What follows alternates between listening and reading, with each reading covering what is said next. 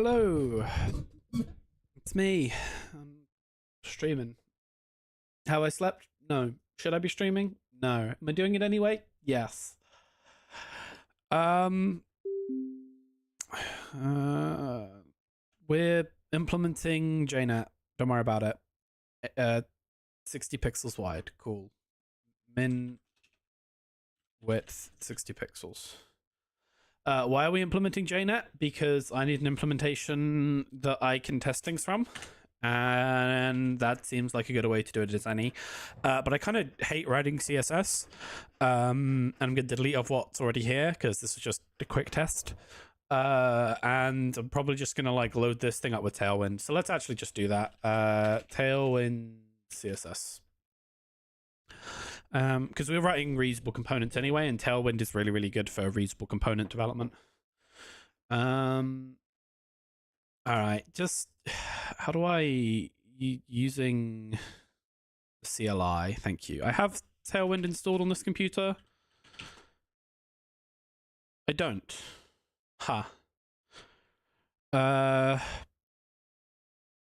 am I going to solve this? There is a Tailwind standalone executable, right? Yeah. Cool. Let me grab that. I don't want to faff around with nonsense. Cool. Just drop that in here. Rename it Tailwind CSS. Okay, cool. Now I can do Tailwind CSS. Cool.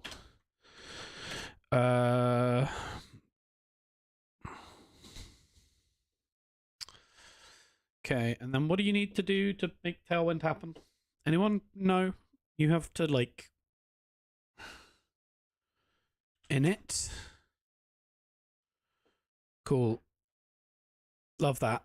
And then there's a watcher. Do I have just installed? I do have just installed. Okay, new just file. Let's set up our dev rule to just do everything. Just Tailwind. Just watch Tailwind.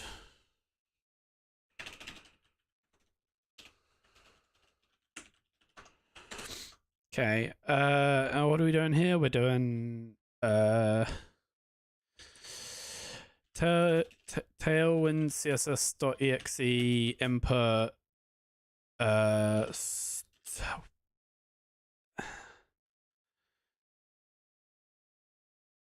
I mean, hold on. No. We're gonna put the config in this directory.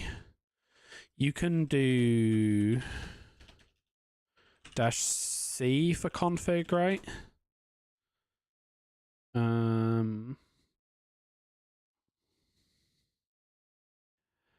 Input watch options. Yeah, -c for config. -c is nrviz / tailwind.config.css. Nice and easy. Okay. Inputs is going to be tailwind. Let's call it input.css. Input.css. It's nrviz /source /input.css. And then output -o nrviz static css style.css. We'll just call it output.css --watch. Okay, so now if I do just couldn't find shell program, right? Just file PowerShell. Just file PowerShell. Thank you. Okay. So that should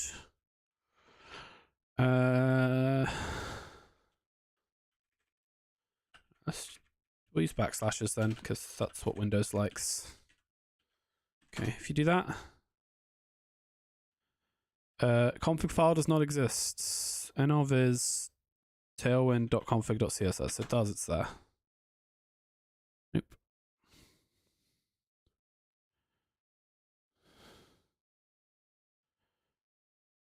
That is right.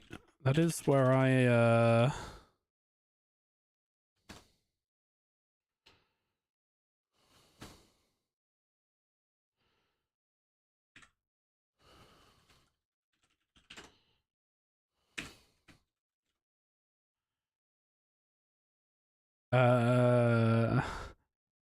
oh, it's because it's .config.js, right? Yeah, sure.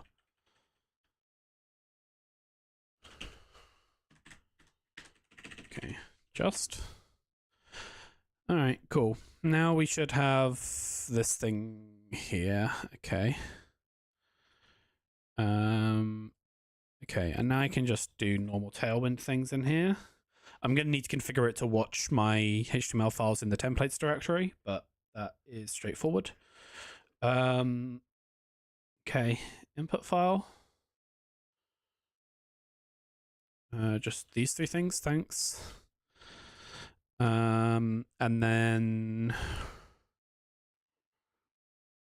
I need to tell it what to watch. Content is /templates HTML. Okay, and now I can delete the reset and I can delete the styles I was working on. And I can make the template point to Tailwind. Okay, cool. Now I also want to start watching and watching my Rust code. I really want to use the hot reload. Hold on. Axum hot reload. That's a thing. Tower live reload. There we go. Cargo add tower live reload. Nope. We should add a layer. Cool. Let's just do that real quick. In main, we have to add a layer to our router here. New layer is live reload layer. Nice and straightforward.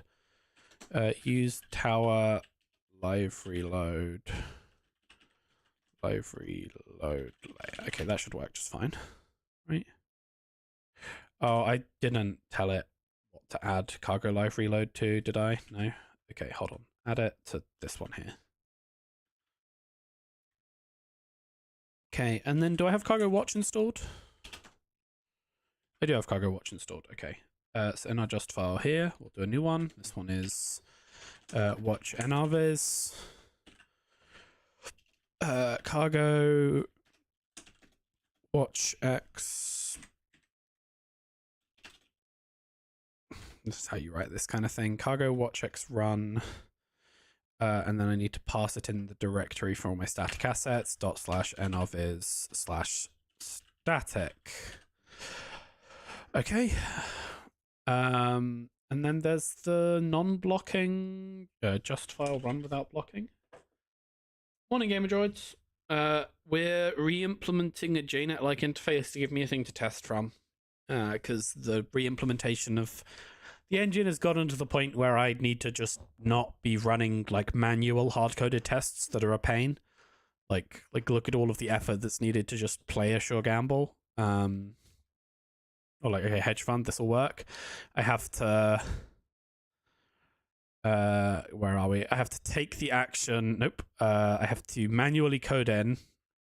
Here we go. Take the play action, then make the payment for the play action, resolve the payment, query the choices, find hedge fund in the choices, announce the hedge fund, make the payment for the hedge fund, and then resolve all of the stuff that happens in the hedge fund. And this has become annoying to code for testing purposes. So we're rebuilding JNet as a test interface. The final interface of NRO will look a lot nicer. That's NX Supert's in chat's discussion. And also, how do I say your name when I say it out loud? Because obviously I just call you by your real name. If you're still in chat, can I just call you by your real name? Or how is your username supposed to be pronounced? Like, where do I put the which bits of it do I read? Do I just say NX? Like, where are we at with that? If you could give me the DL on that, it would be appreciated. Okay. Just file NX Super T. Okay, if I'm just gonna say one bit of it, are we good with just NX?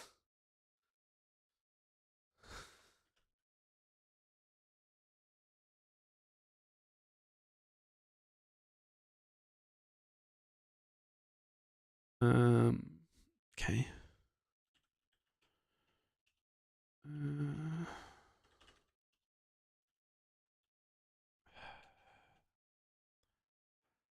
How do you do two things at once with just files? I know it's a thing you can do. I've written it before. I forget the syntax of just files every time I write them. Just say NX. Cool. That works well. Anyway, yeah, making it look pretty is NX's department. I'm just making some of the works.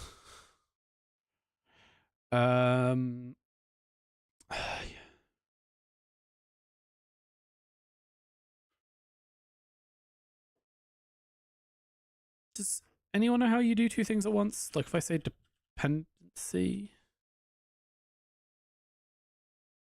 I have never heard of Lego. Actually, I have heard of Lego Mindstorm. I did think I encountered that as a youth. It is a lot of micro steps, which is why I'm trying to build an interface where I can click a button to do that instead.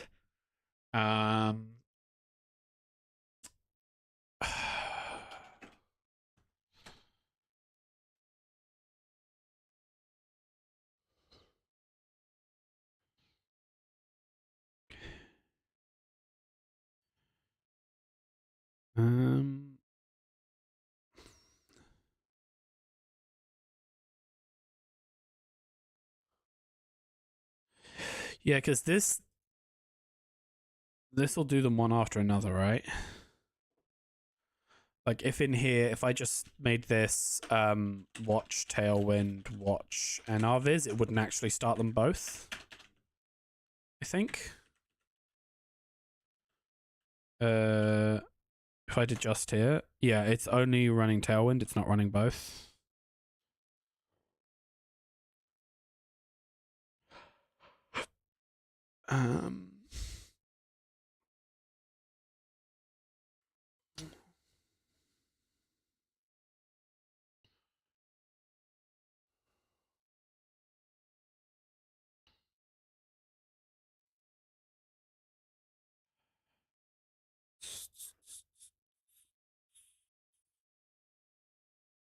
I'm also very tired. I only slept for like 5 hours, so we really are. We're not sure how much progress is going to get made on this stream, but I wanted to do it anyway. Just file run dependencies at the same time. Just file parallel. Control F parallel. No. Okay, nope. I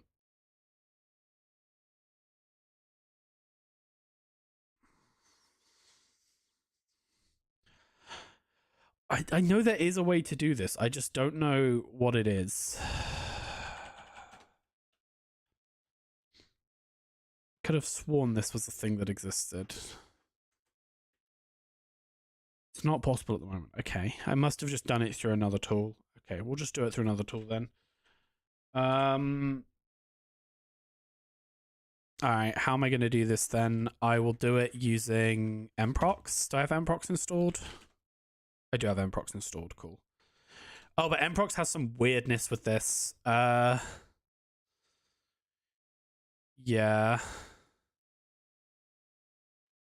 You know...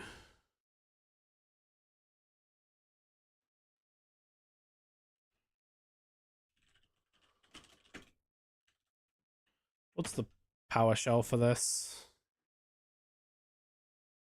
Why is everything a complete nightmare in PowerShell always?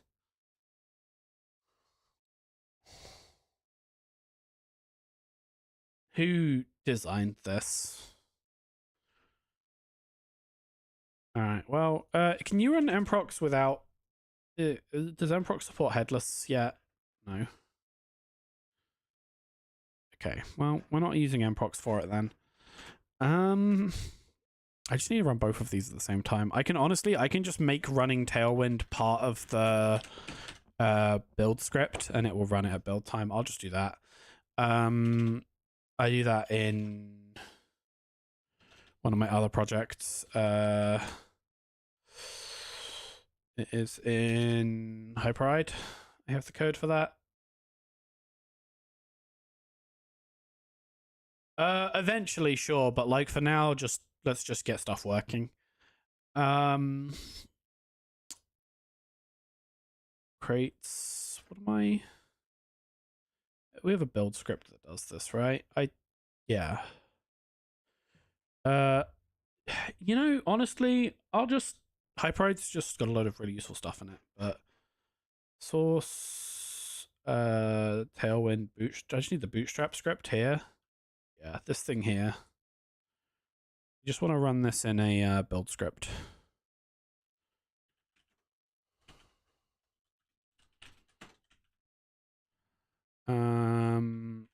And we'll make the... Okay. Tailwind CSS bin is just going to be... I can't be bothered to do that. We're just... You know what we're going to do? We're just going to...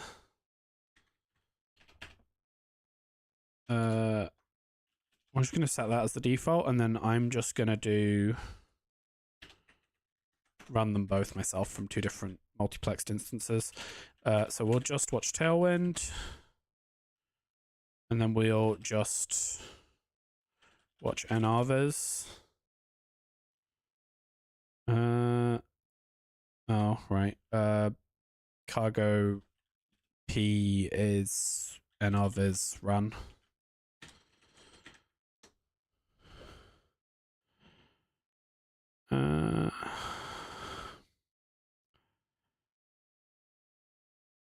What's the issue here?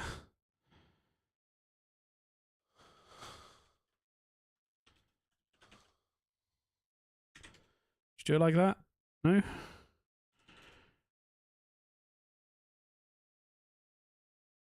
How...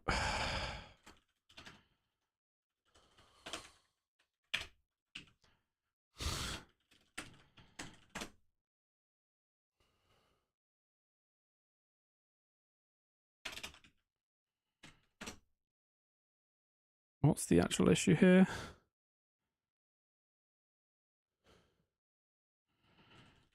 Okay, but we are doing cargo run P and rviz. Like, that is our run script.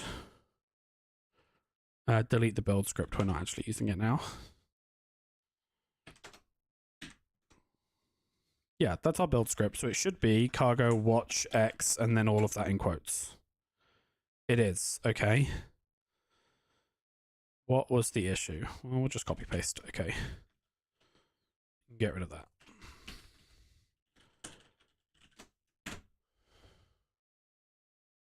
Okay.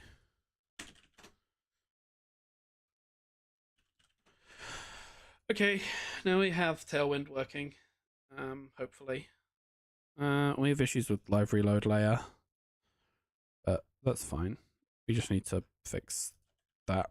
Yep, good old classical love reload layer. Okay, now we should have live reloading working, which should mean I can just start writing styles. Okay, and we're just gonna like spectate random people while I figure out what I want the layout to look like. Unexpected argument ampersand found. No. Question mark. Cargo watch X run. Cargo run nrviz. Like, this doesn't fail. That doesn't fail. Why would watch X fail? It doesn't. Why does watch nrviz fail? Well, I'm so confused. Why does this fail. And others, and then I give it a static directory. This should be, I mean, it's literally exactly the command I ran here. Like, just copy paste it in. Okay, well, we'll just run it manually. That's fine. Okay, now we have this thing happening. Let's start building some more templates. So we know we're going to need card. And what's in a card? A card is a div. It has a height of 60 pixels and an aspect of tailwind aspect ratio. Can you do a custom aspect ratio? Thanks. Custom. You have to do it in your theme. Hate that. Theme extend aspect ratio card to be 2.5 by 3.5. Might be 3.5 by 2.5. Probably 3.5. Yeah, we'll do 3.5 by 2.5. I think, right? I don't know which way around that's meant to go, but aspect card. Okay. And then a card that gives us the dimensions of it. Or we just shunt an image inside that. This should be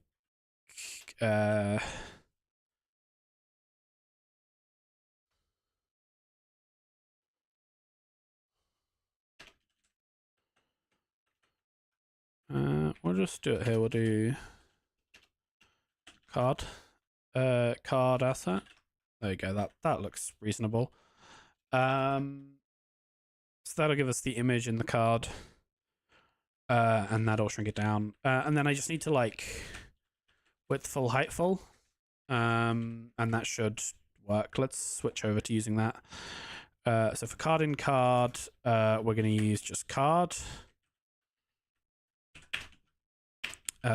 Same for these. And then in our, let's add a new template. The template here. Yeah, I want to call it cards, not card.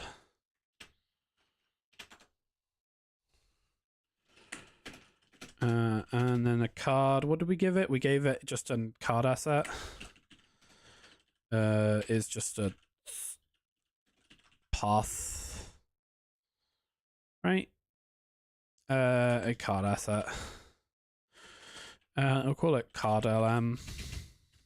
Okay. And then these are actually lists of card LMs, not cards. And then in here, card to asset. Here we're actually going to just punt out the card LM instead. And this is let card asset equal. And we return card LM card asset. And then we can just strip off the bit that is the same for all of them, which is everything up till the words SG, I think. Yeah, that looks right. Cool. Okay. And now if hot reloading's working, this should already be updated. Okay. Safe. No field safe. Ascama templates. Anyone? Any Ascama Marties in the chat? Control F. Safe. Nope. Template syntax. HTML.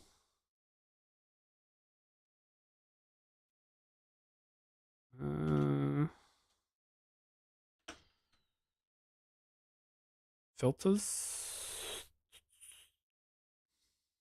Safe is one of them. Is it because I need to not use a space like I did? Yes, cool. And then what's wrong with you?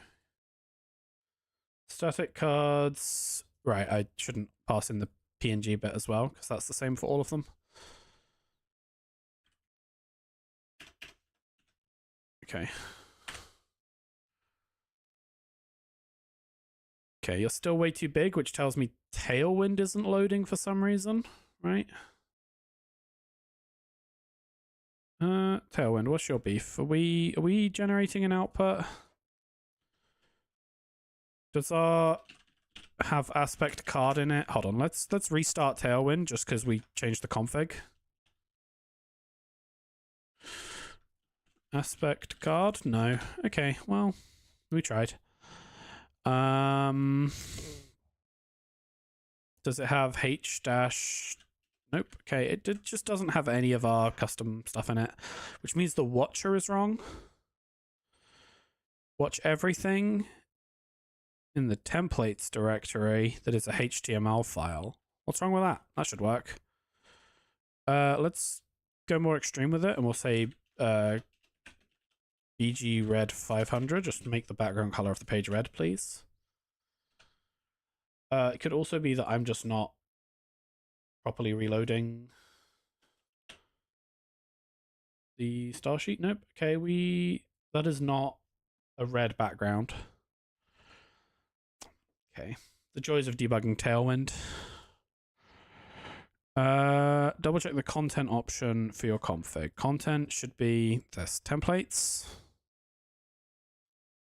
everything with HTML directory. Okay, well.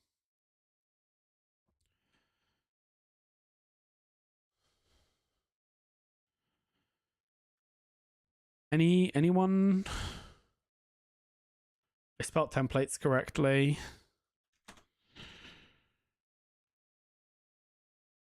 There are utility classes in these, so don't know what's going on there. These should be getting picked up.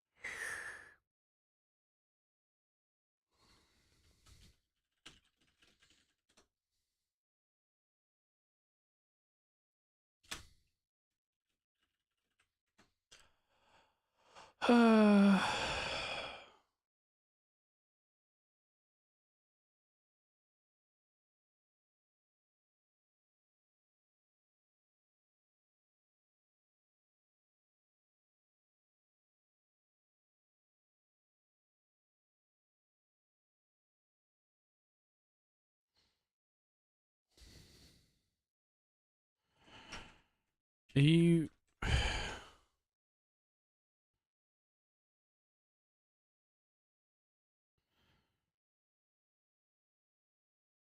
Is it looking relative to the current directory instead of... It's looking relative to the current directory instead of the directory the Tailwind config is in? I actually detest that. Why is that how this has worked? If you're going to be a config file, paths in you should be relative to you, not to the global system. That's actual garbage. All right, well, we'll live with it. Red background now. Red background and some real funky looking cards. What's going on here? Height is 60, but I'm guessing aspect card isn't working. All right, nope.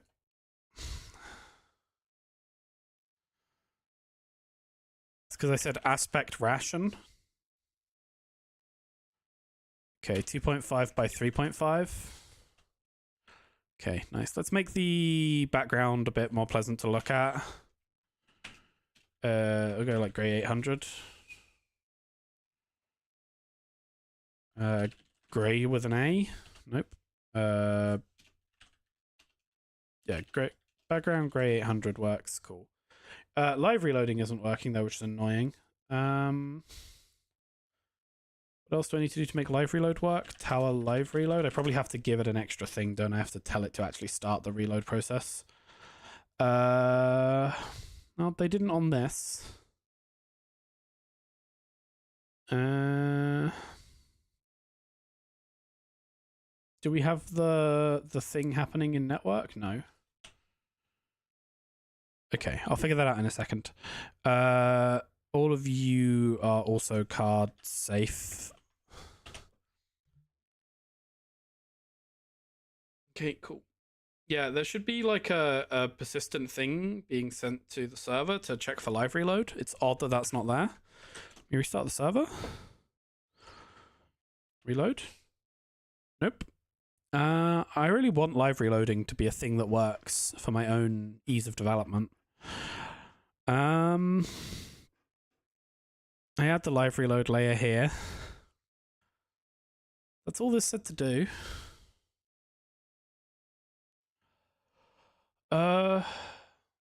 Aspect ratio for the cards is 11 by 8. Aspect ratio for the cards is 3.5 inches by 2.5 inches. I don't know what that is in big numbers, but that's what I'm telling it to be. And visually this looks correct. So okay. And now I can just do things like call this flex and call this flex, and they'll both just render how I want them to render. Not that I have anything helpful happening when it comes to live reload yet. Okay, why is tower live reload not doing anything? Tower live reload. Do I have to turn on some features for it? Hold on. Cargo, add P, tower live reload. What features do you have? Oh, PNR viz tower live reload. What's your features? You don't have any features.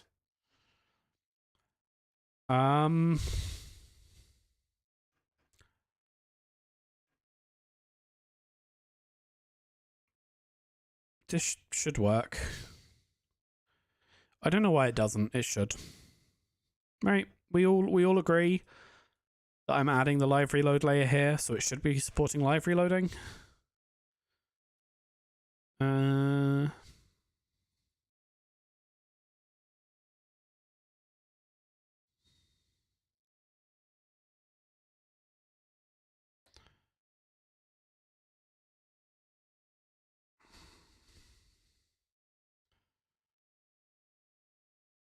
This is going to be helpful because I'm going to probably do HTMX stuff eventually. Okay, here they don't use the reload. Oh, they do use the live reload layer. They just also extract a reloader, and they use that to do things. What if? Okay, what's the like just stock Axum one look like?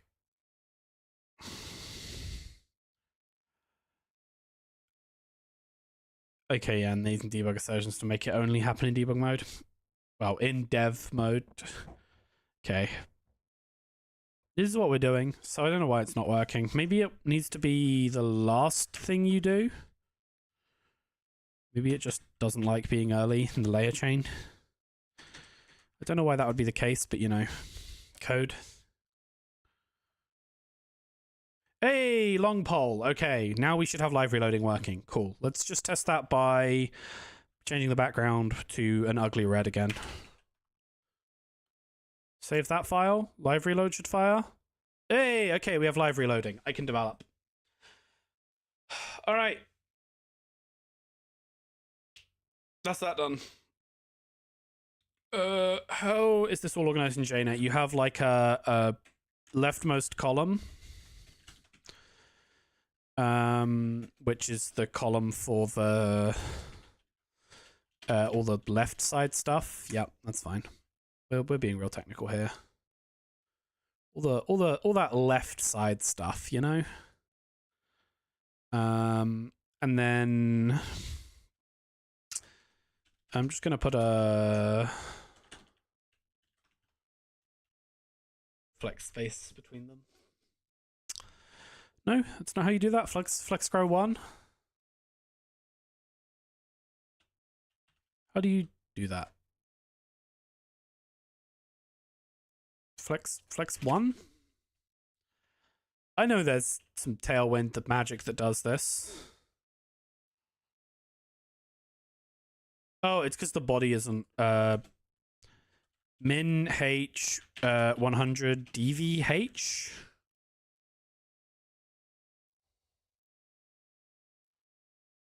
Good. Now that fills the whole thing.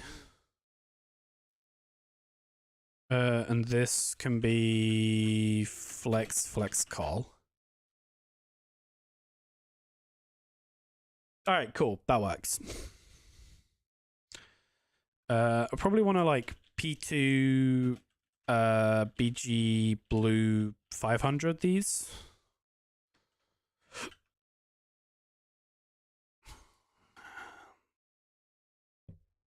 Yeah, I mean, it's like P1 probably. But that works. That gives us some nice distinct hands, somewhat similar to how JNet does it. Yeah. JNet does less padding than that. Cool. Do gap 1. We probably want like gap 0.5, let's be honest. Gap 0.25 even, but if I just like 0.25 it, how does that look? 0.25 doesn't real? Okay, 0.5 then.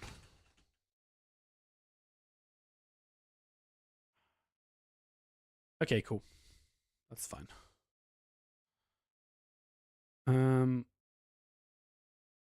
That looks good. Let's just do that. Okay, cool. Right, we have hands. They take up as much space as they need. Not worrying about it. Cool. The ones at the bottom don't have... They do have a hair gap at the bottom. My monitor is just not actually spacing configured. That makes sense. You guys could see more of the bottom of the screen than I could.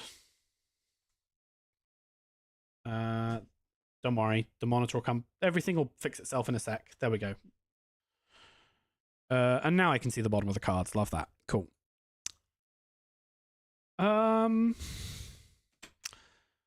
Okay, and then this is how it actually looks in JNet, question mark? That doesn't feel right.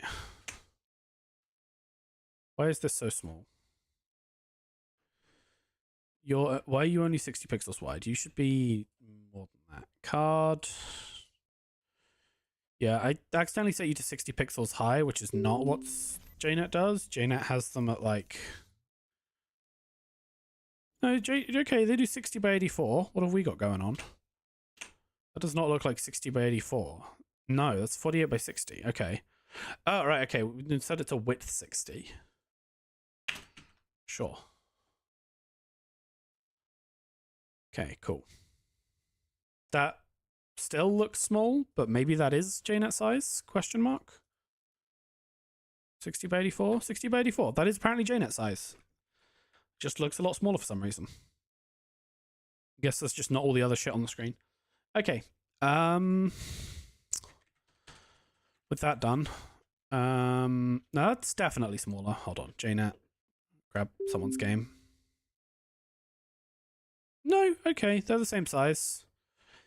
It's probably just because I've gotten really used to having cyberfeeder text on them to make it actually readable what they are. So let's go put cyberfeeder text on them then. Position relative. It's probably not tailwind. Hold on.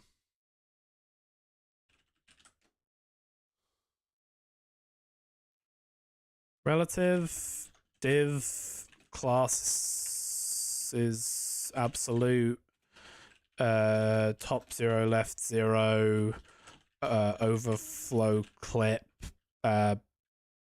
Text XS. Test card name.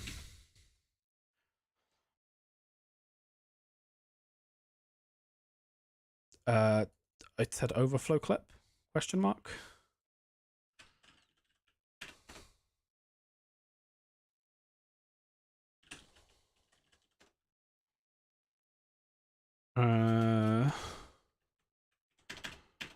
Truncate.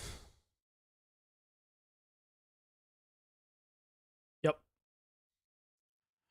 Overflow clip.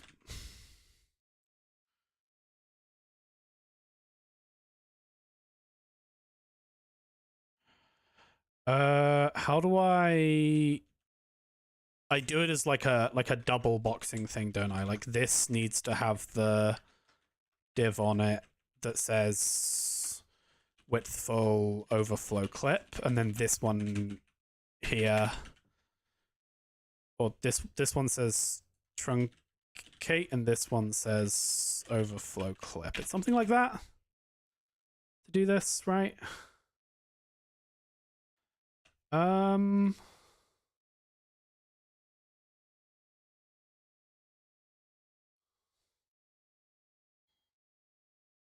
Max width full.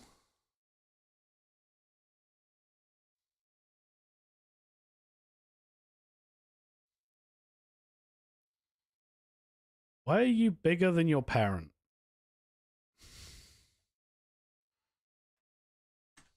Max width full on these.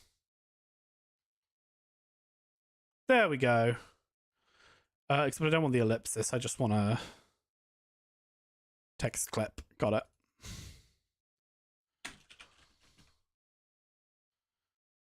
Okay. And now we're...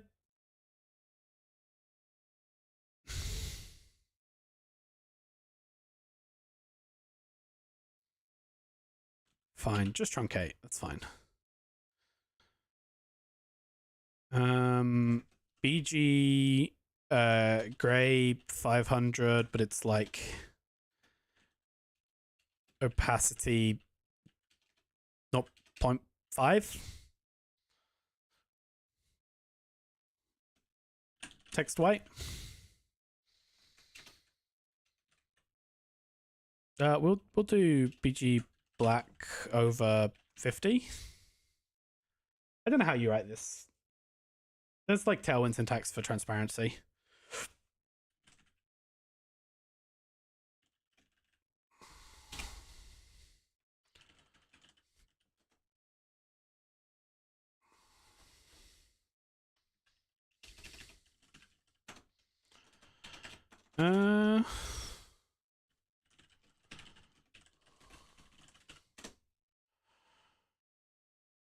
Background opacity. Cool, it's its own thing. BG black, BG opacity 50. See how that looks. Cool. Make it like 75.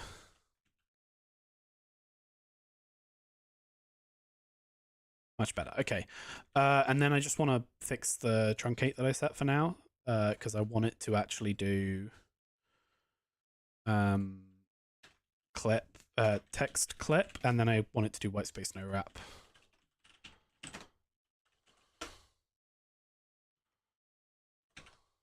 That should look correct. Cool. Okay, now I can fill in card name here. We'll call this name, we'll call this one asset, and then we'll go fix that in the code.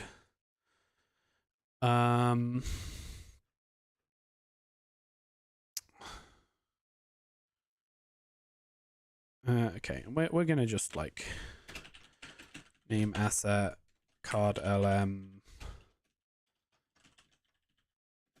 name asset, and then in here we'll add name, and we're just gonna hardcode these for now.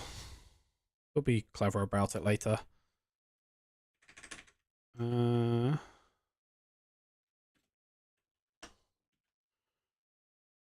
The catalyst, show gamble, smartware distributor. These will be pulled from like a data file at some point. We're moving quickly now. Syndicate, hedge fund,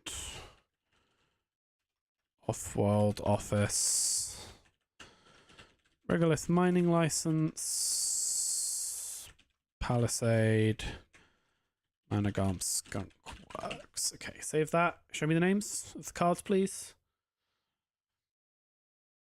Okay, let's just fix the obvious problem with that, which is I just changed this to W full instead of max W full.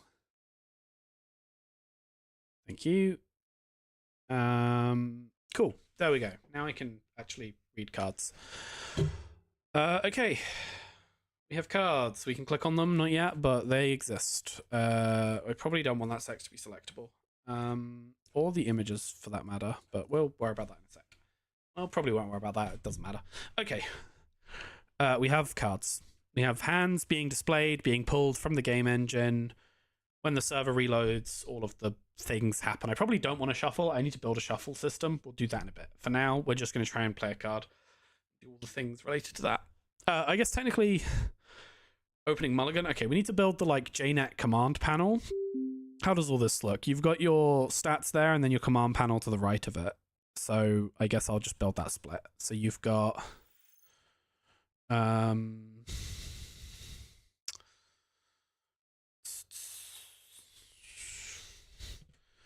underneath this, you have got a split area of some kind. And in that split area, you have got your stats, which are in big blue blocks. So for that, I'm just going to do another BG blue 500 and not worry about it too much. We'll do like width 20. We'll do like H50 width 30 or something to just plug that in for now. Right? That should be something. No? Where are you?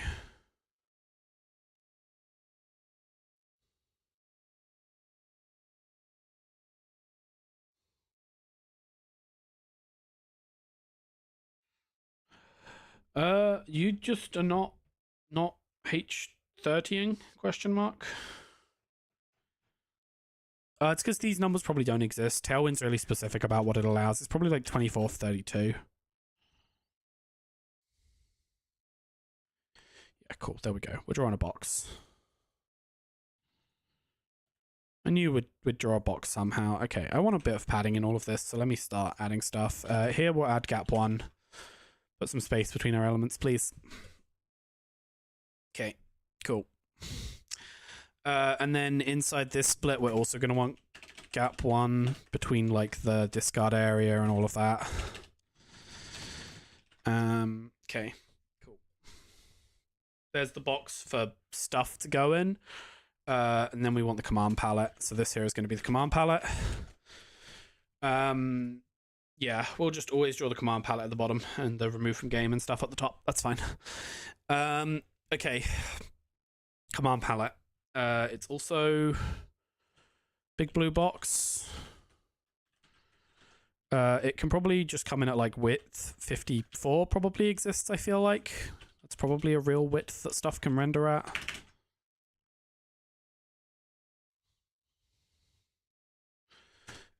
Test content to make it draw. Put a text node in it. Okay, we can go bigger than width 54. Hold on, let's width.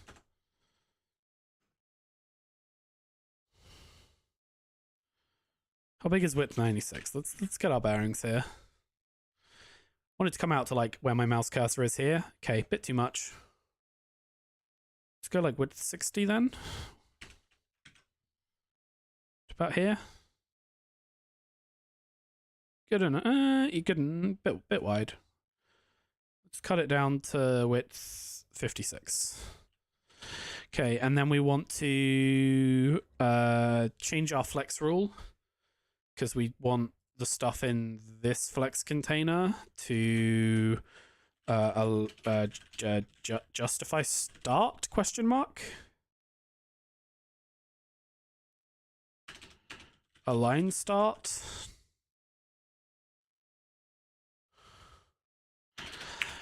There's too many flex parameters. Let's just do it from here. What do we want? Is it align items start? Cool. Tailwind. Aligning flex items.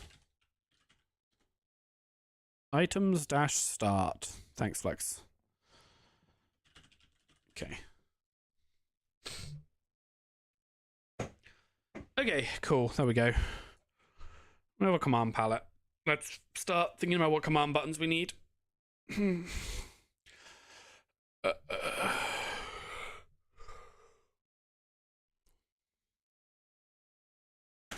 Really, I want to drive like the whole start simulation process through this as well. So I'll start by pulling out stuff that we do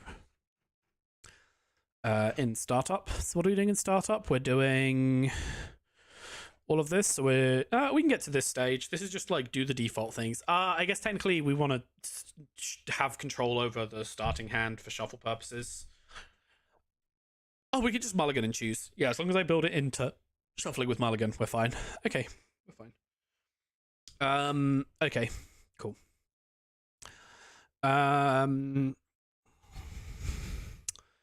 Cool. Let's implement the corp mulligan button. We're probably gonna have like a whole ass little menu system here that I'm gonna need to implement, but that will come with time. Okay.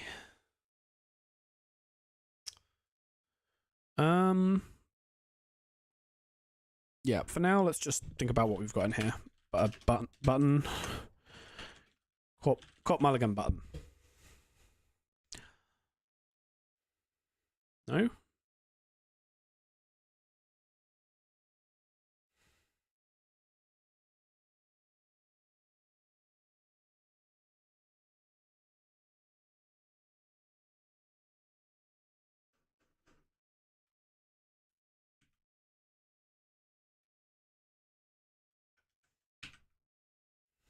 Okay.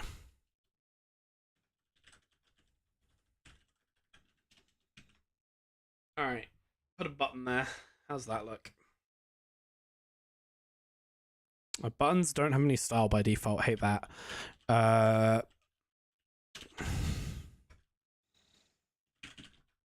BG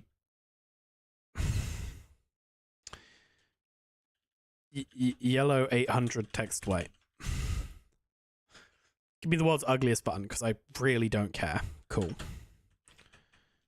PX1.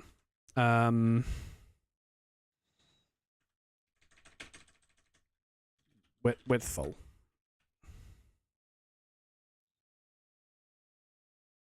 Okay. P2.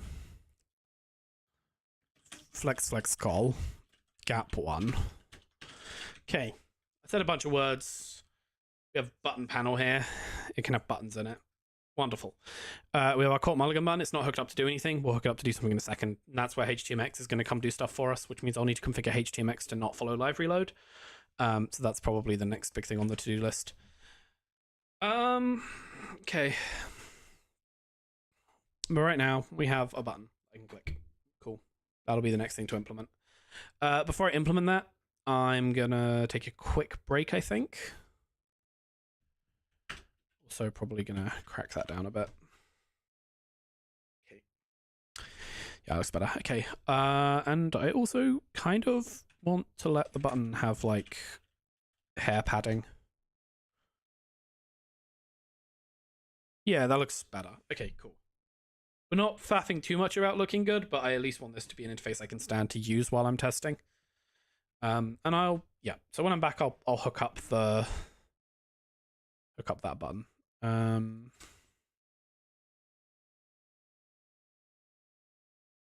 Yeah, cool. I'll be back in a few minutes.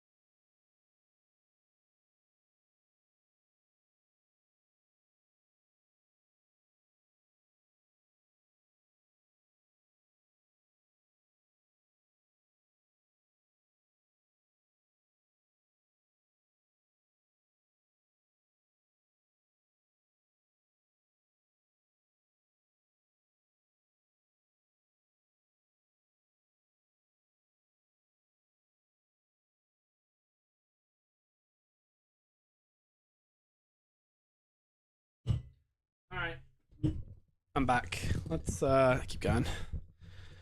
Okay, so honestly, thinking about how we want to display this, I kind of can't be bothered with anything dynamic. I think I just want to punt the UI down a WebSocket every time it updates, and not have to think too hard about it. And that's like the thing that HTMX is good at. We do like HTMX WebSockets.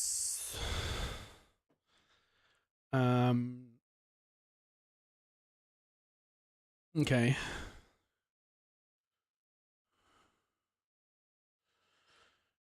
Okay, this thing. So let's go add some HTMX to our page. We need that script, and we need the main HTMX script. Cool.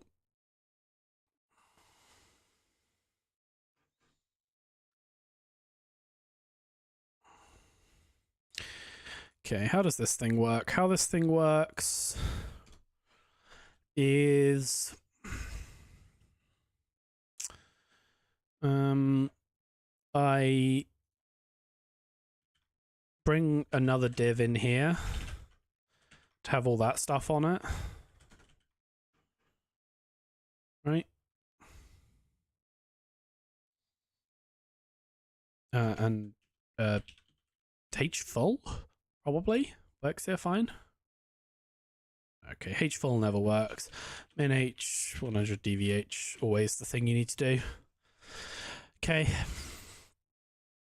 And then this element here, I just want to punt down a WebSocket. So I actually want it to be hxxt is WebSocket, and was connect is to game show game. Good old show game. Okay. And then it gets swapped by the ID property using out of band swaps. Okay, so I need to do div ID is game state. Okay.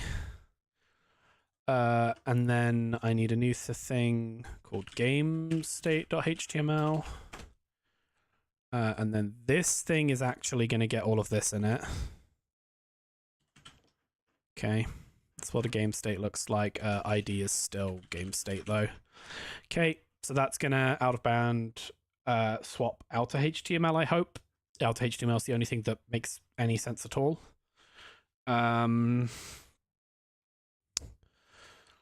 Okay.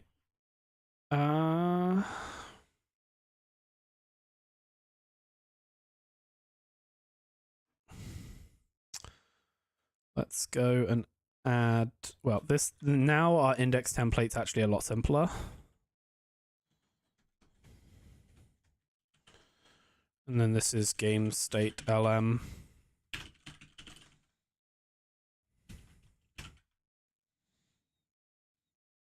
So now this doesn't need to do any of that nonsense. But async fn show game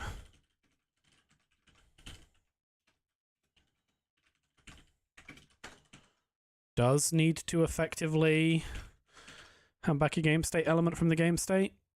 Cool. And then this thing here, we need to do like a whole ass Axum WebSocket thing. Axum WebSocket. Okay, how does this nonsense work? We have to add the root. Easy to do. Dot root is /show game, right? That's what I decided we were calling it. Yep, cool. And we call get WS handler. Okay, and we just need to write our WS handler then, I guess. That looks like that's all that's being done here. Sure. I'm just going to copy whatever code they wrote here and we'll modify it for our needs. So WebSocket upgrade, what does that come from? All this stuff is in Axum extract, okay. use Axum extract message WebSocket upgrade. Okay, we'll probably need to turn the WS feature on for Axum. Yep, cool. We can just do that.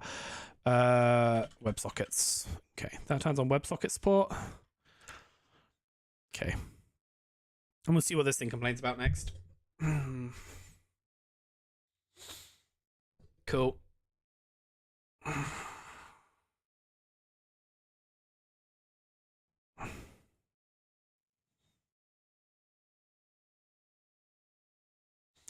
Okay, so this has to return.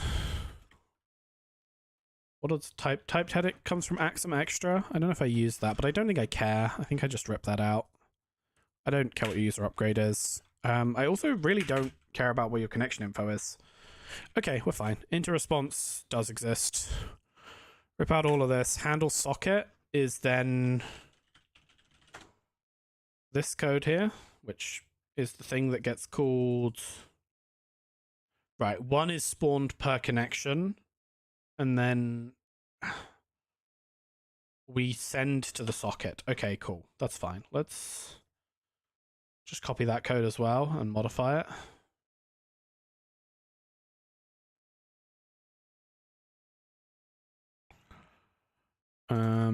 Okay. Except we don't care who our address is because this is a single person app. Okay, we just have our socket. Okay, cool. So this shows how you send messages. So you just do send. That shows how you receive messages. Okay, cool. That does some disconnect logic. This does background tasks without blocking the socket. Okay. Okay, cool. So that should be pretty straightforward. All we need to do is start handling the socket. So on connection, I want to do socket.send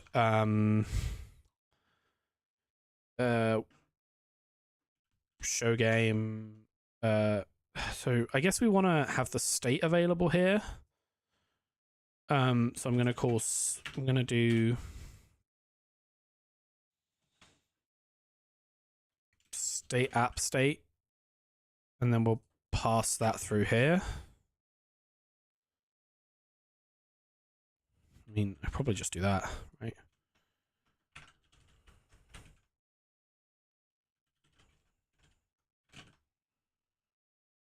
Something like that looks right. Okay.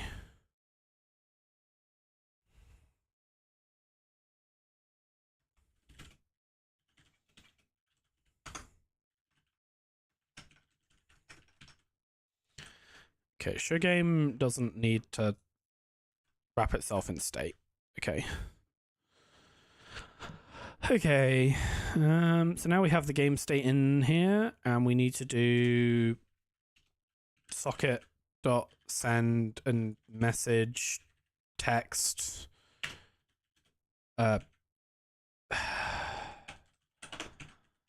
lm dot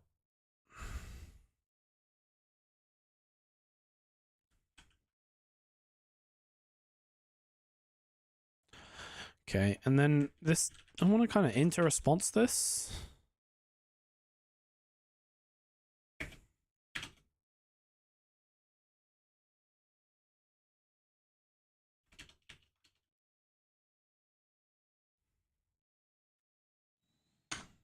Dot render. We'll call render. Okay.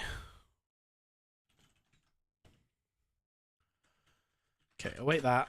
Okay, and then when you've done all of that, you can fail. Just simply don't fail. Okay, now do we get the WebSocket kick us back with the page? No, that would be too helpful. What do we have? We connect to show game properly. We load HTMX.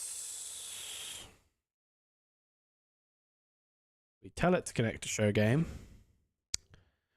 Did I not load up the... Oh no, we got WebSockets loading. Okay.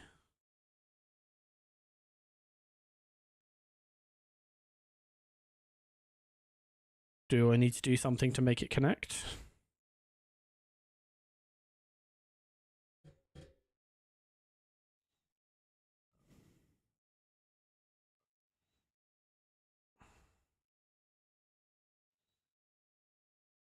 It never hit show game. Like I mean, hold on. X.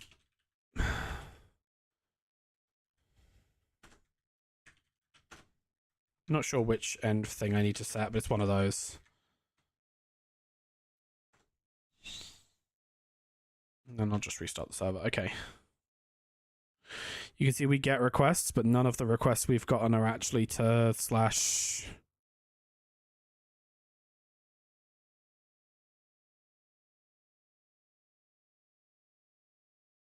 Okay, we're calling show game a lot. What response are we getting?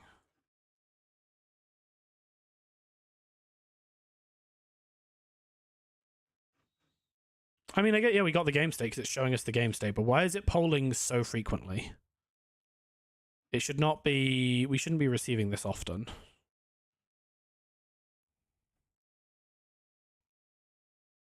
Okay.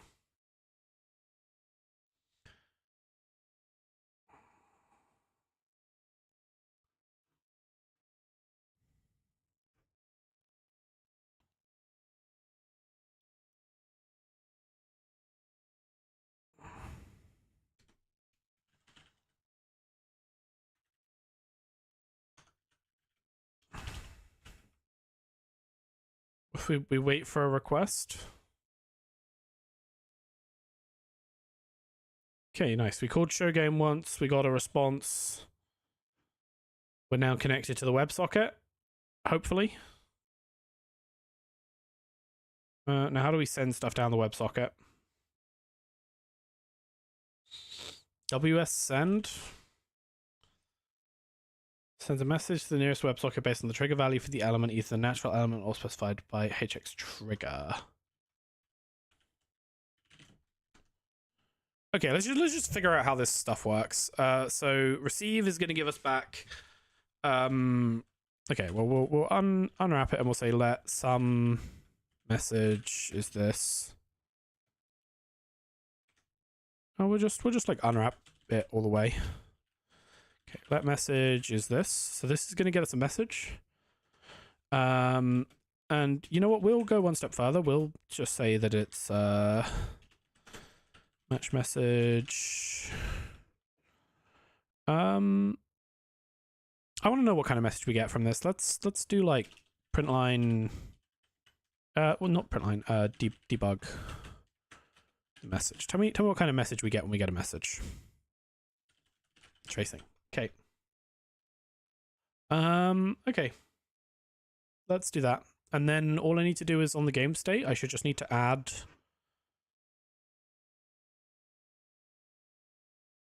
that we're going to do a WebSocket thing in here. Like if I make the button WS send, that's all I need, right?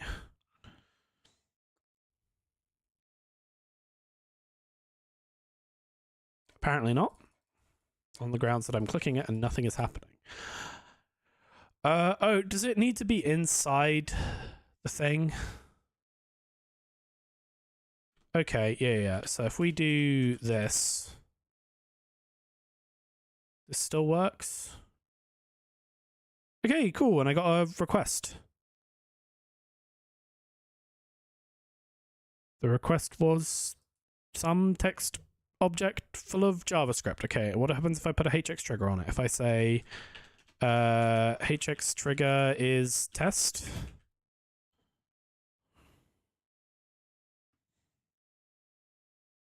Okay, how do I control the message? All right, that's just how you control. That's just how you control the trigger. So the default trigger for a button is to push. Yep. WS send attribute to indicate when it's submitting form by serialized JSON sentence.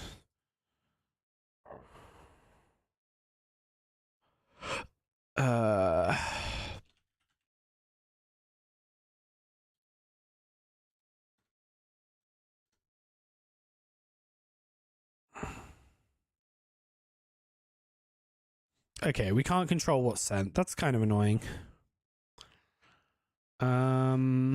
I don't think anyway.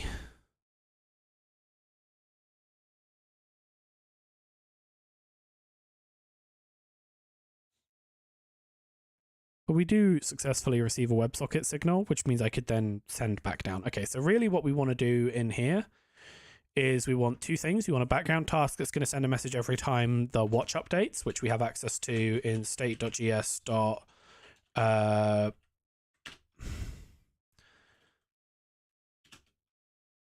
State.js.change.await. Yeah, so we'll do Tokyo task spawn async move. And then when this goes through, what are you? Result? Oh, change doesn't. Arcbox card. We're being a bit cleverer than that. We have like a whole ass WebSockets thing going on and state management. Although that would be much easier to do. Would be Arcbox card. Wait for change notification in the nearest value. Okay, let's read the docs. Tokyo watch.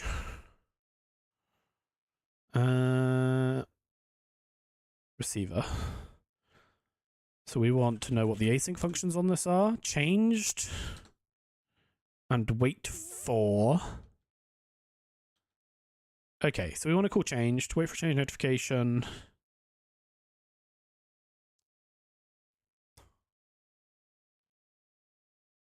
And then borrow. Okay. What's going on with borrow and update? What do you do? Returns a reference that marks that value as seen. Okay, cool. So we want to wait for changed. Just crash if something goes wrong.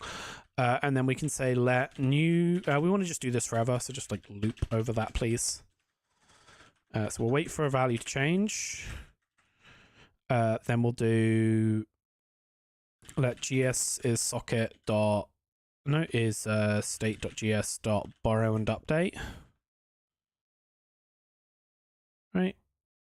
Receiver. We have well, we don't have mutability. Hold on. Just change the mutability, change these mutability. How do I just want to only look at a new value if it's changed.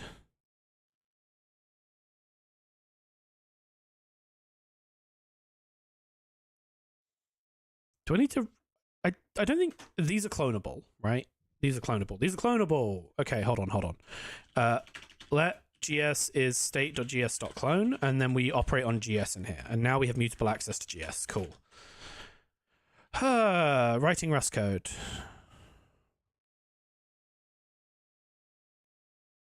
What? Yeah, that's fine. gs.borrow and update. Okay, cool. What are you complaining about?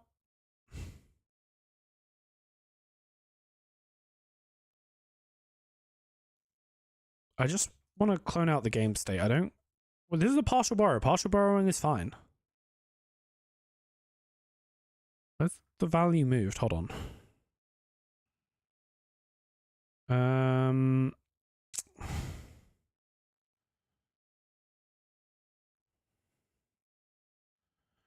Oh, it doesn't like the way I'm using it in show game here. That's fine. You can just clone into that. Everything in here is cheaply clonable.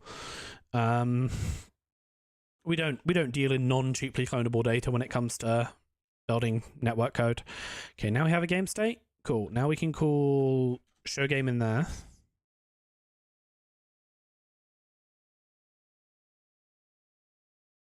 With GS. Right, Oh, you need a whole ass state? Okay, well we'll take our own local state then. Let state is state.clone, because state is cheaply clonable. And now we have everything we need in here. You can send state down there. Okay, and now we have again, state is cheaply clonable.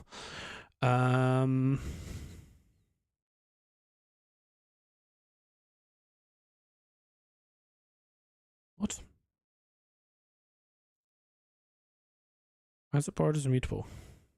Here?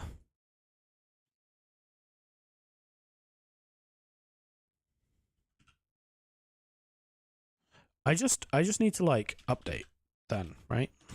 Hold on. Borrow and update returns a reference to this method will mark the current value as seen. Doesn't change to do the same. Yeah, cool. So I can just call this here. Get me the element, render it, and send it down the socket. So we'll just do dot render, unwrap. Yep. Okay, and then we'll do socket.send message text. Okay, now anytime the game state changes, we should just get a new render down the WebSocket. How can I test that? I can test that by hooking up the button working. Okay. So... Oh, we have an error? Put a semicolon there. And await that and unwrap it. Okay. Cool. This here should only send us a new render whenever a change is made. That's the hope. And we can verify this. I mean, we can just look in the WebSocket. There's like a thing for looking at WebSocket somewhere. WebSocket. I don't know how the thing to look at WebSockets works, to be honest. Okay. Let's remove the button. So the button, since it's this garbage, which is annoying, can I put an ID on this or something to make it easy to tell what we're working with here? Because this is just some JSON, and I really don't want to have to just like work with some JSON.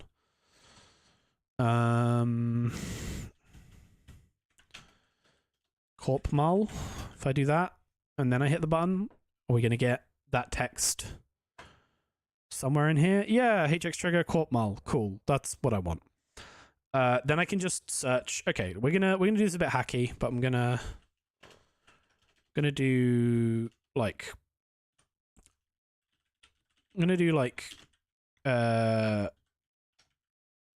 that there. Okay. And now in the WebSocket, which is in main, I'll break it out into a separate file at some point. In our main loop here, we can do socket.receive.await.unwrap. Hold on, we want to just do this in a loop as well. Let message is socket.receive.await.await. Unwrap.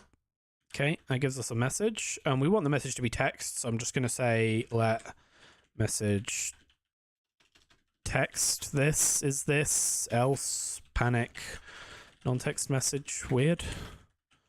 We'll just say that. That feels like a sensible thing to say. Socket got moved. Is socket should be cheaply clonable as well, right? You don't implement clone, so no. Okay, well let's just not move you. Send, where are we moving you? Send doesn't need you to move. Nope. Send just needs unmute. Okay, oh, Send needs unmute. Can we fork the socket?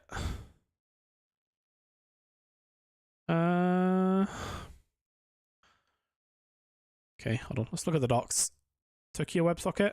Extract, yeah, Axum WebSocket. Axum WebSocket. What are we working with here? How do these work?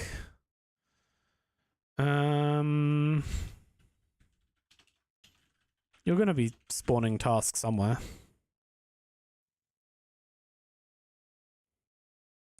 We can split the socket into a send half and a receive half. Wonderful. I knew they would have a solution for this. Let mute sender. Receiver is socket.split. Can't do that? No split for socket? Hello?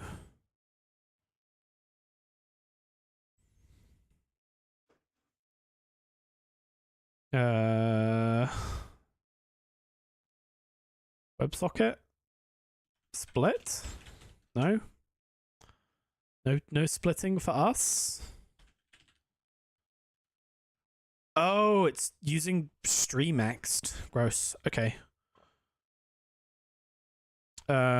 Sure. We'll just cargo add to nrviz futures util.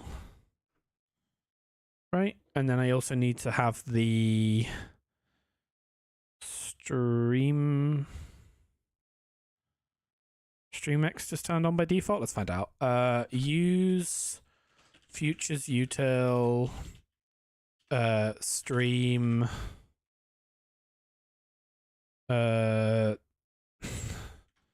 split stream is the thing I need.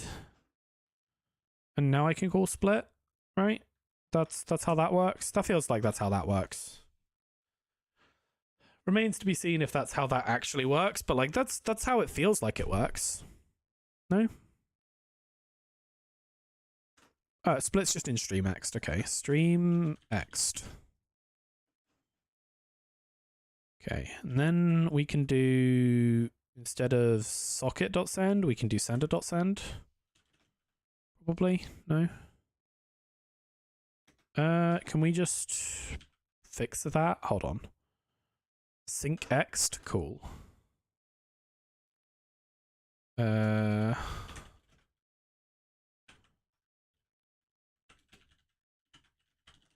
that, probably. Okay, and then here we can use receiver.receive, and that's going to need stream ext, probably.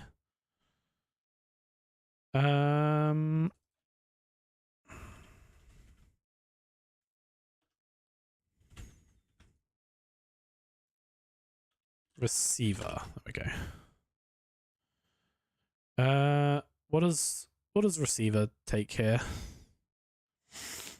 It's a split stream. Futures util split stream. What do you just poll? You just have poll next. Hold on, split.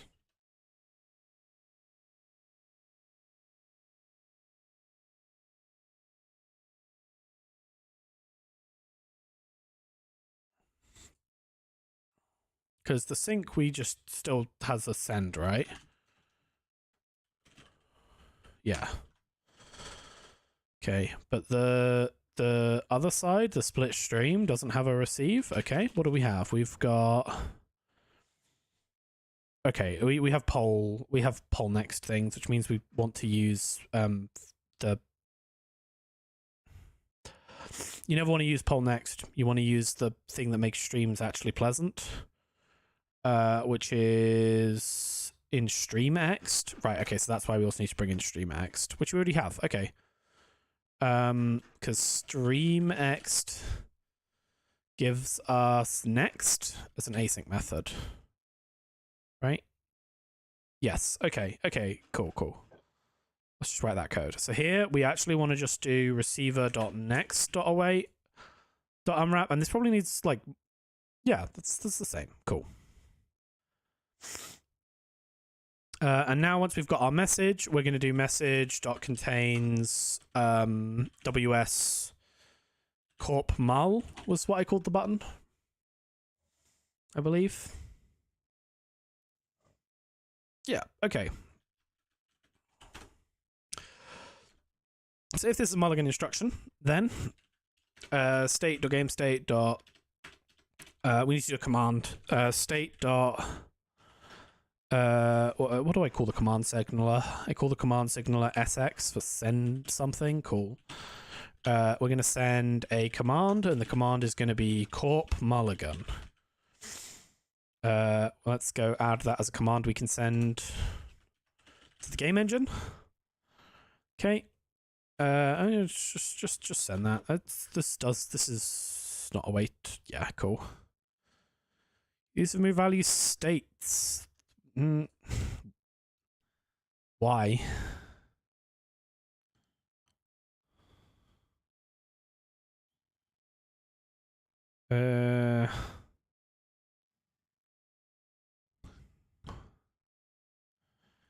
Right, yeah, because we right.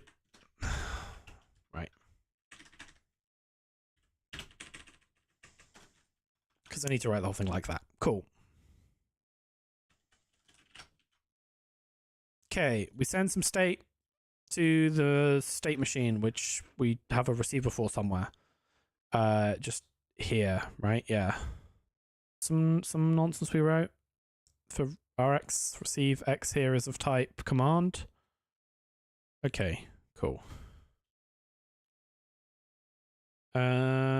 What do we send? We send the state after we do anything to it. Okay. Match X. Okay. Match the command, please. No? Thank you. Rename this to command.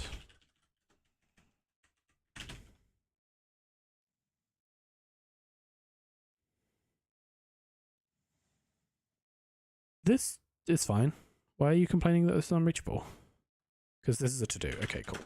Right, if we're told to call Mulligan, can we call Netrunner.Mulligan's side corp for 5 cards, please? And that should just implement the Mulligan button. Hopefully. Let's see if that works.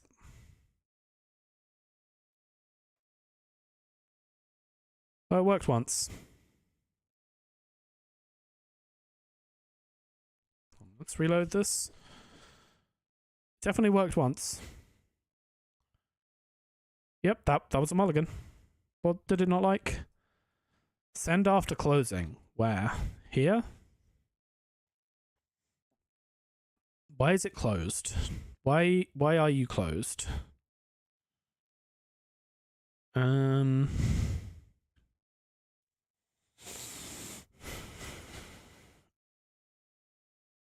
mean, you should just never be closed, right? You're just always open. The receiver should always be open. Like, the receiver's just trapped in this loop. The sender is trapped in this loop. Neither of them should ever escape.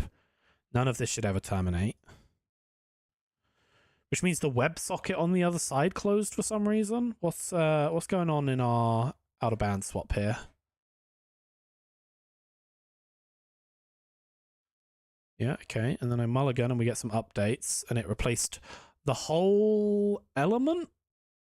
Not just the inside of it? Question mark? What happens to our WebSockets? Are we still connected to the WebSocket, right? We should be. I need to know how WebSockets work here for the debugging.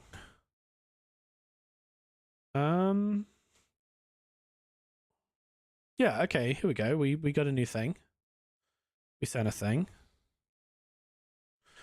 So we load the page, and immediately what happens in our WebSocket? We immediately get the thing twice. Well, that's bad. So just stop doing the first one. Simplify the code more.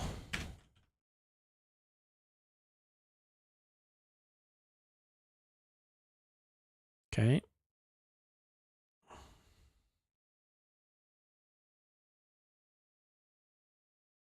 Now we don't get the game at all. Okay, fun.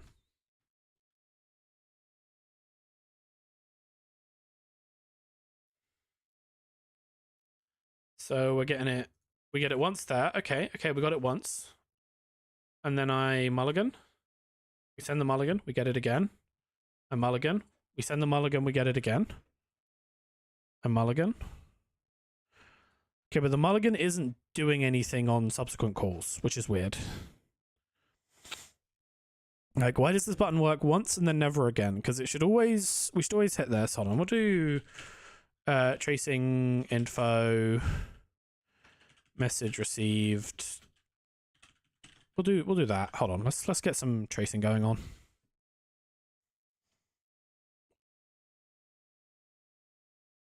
Okay, mulligan.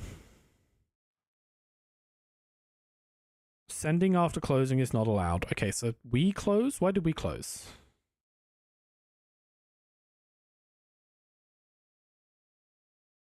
This thing's still open. I'm confused. Why does this claim it's closed?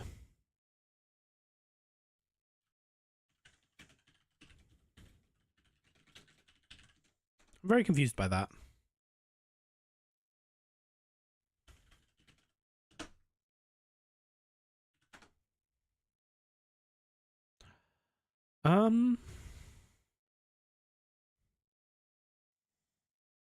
Because we're receiving the message fine, which means, and the message always has WS Corp Mul in it, so we're always sending this.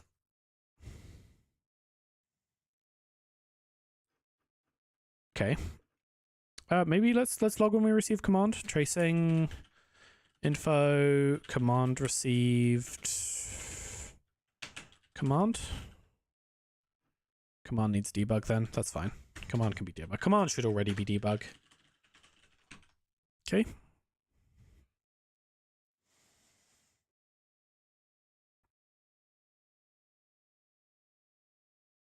Okay, we keep receiving the court mulligan command. Okay, where does this break down then? Court mulligan, we receive the command, we send the state change. Yeah, I mean, if we're receiving court mulligan, then we run this and we run this, so that's fine. And we didn't get this message here. So the state is going to Netrunner. So then in our new state receiver here, we should say in here, we want to say new state update received. New game state update tracing info. Okay. And so we should see that there's a new game state.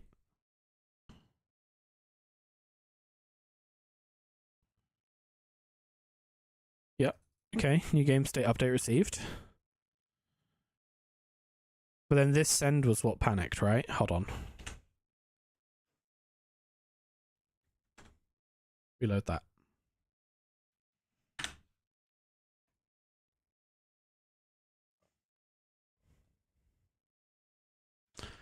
What line failed? Line 126. Yeah, okay. This thing fails. So it's like the connection is closed for some reason to the socket.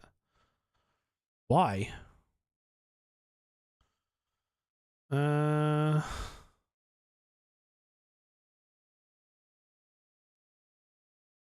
this is still open. Right?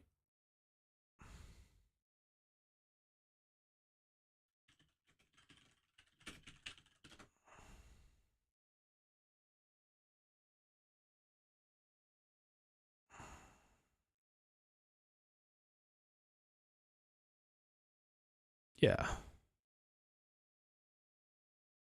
WebSocket is live. It never got killed. Okay, hold on. Let's reload again. Got our WebSocket live here. Everything's fine. Click the button. WebSocket's still live. We're still getting responses. We're still sending responses. They're just not updated.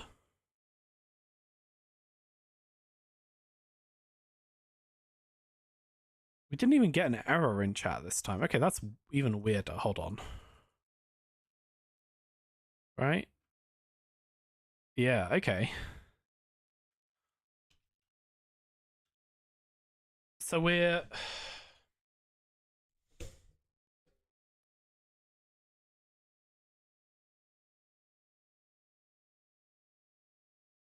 This waits for a change, and it only does stuff when... So it's recognizing the change is happening to the game state here. This, we can just panic. State disconnected for some reason. Should never happen. Okay. Anyone done a lot of WebSocket work and got any idea? Because I'm completely gone on why that's happening. Like, why is only the first mulligan doing anything? Did I implement court mulligan to not do things?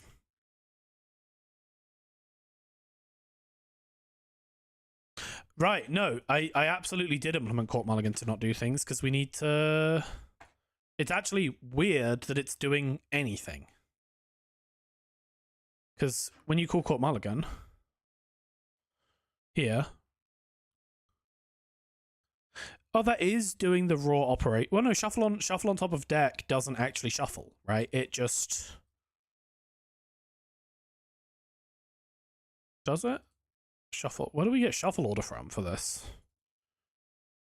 Right, this is just shuffling into like memory object order, which obviously is not something we care about, so that we can then order them in the shuffle operation. So I'm going to say this is happening because now we need to have the UI tell us pull up the like shuffle interface because shuffling isn't shuffling because there's no randomness in the engine. Okay, this makes sense. I'm just tired and confused.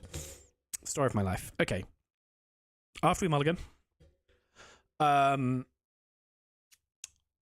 really we want, I mean, this just goes forever, right? I mean, this only goes when we receive a command.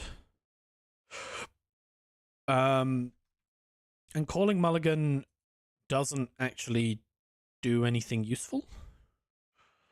Well, I mean, it does. It pens the shuffle object, right? So we need to resolve shuffle. So really, we need a thing that happens if there is pending resolutions here.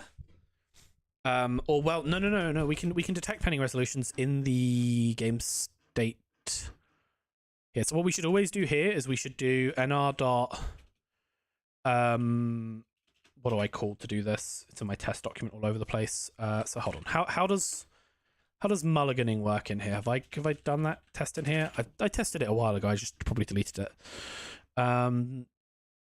Starting credits, shuffle.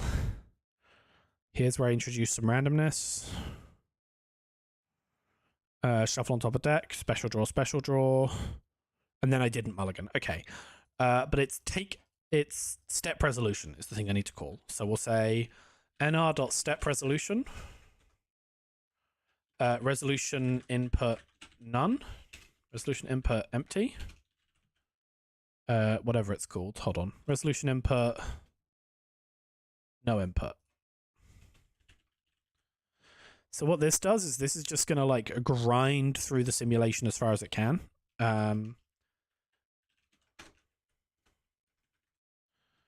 And this returns a resolution status. And we want to just keep going through this.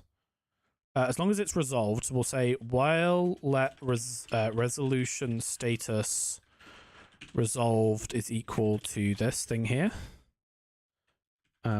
That code does work, but it's not very clear. Let's actually just use our unconditional loop. So we'll say loop. We'll say let step is this. If we'll say step result. We'll say if step result is equal to step to resolution status. Oh, it's because we're an okay thing here, right? We want to, yeah. So if this is ever none, we want to break. So we want to say let some step resolution else break. So we break if there is no result to our step, which basically just means there's nothing that needs to be stepped. Then if step result is equal to resolution status, and then this thing here, if it is resolved, then we want to continue the loop. Otherwise, if we make it all the way down here, we want to break out of the loop. This probably should be written as if it's not this, then break. Okay, so we're now gonna churn through as much as we can till we hit an input, and then we know we're either waiting on an input or we're done with resolution and we're waiting for another command by the time we're sending it to the game state and drawing it to the screen. Okay, so that happens down here. Yeah, so as part of drawing the game state, we actually need to detect if there is a pending thing we need to do. So let's do that here. We'll say let resolution is state.gs nr.step resolution in resolution input no input. Okay. Now if I trace this, game expecting resolution.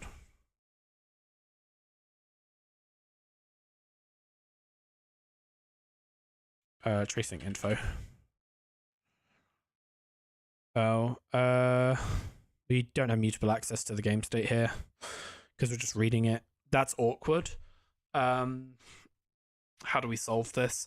I guess we have to just have another channel that exposes what input we're waiting for if we're waiting for an input. Right? Because we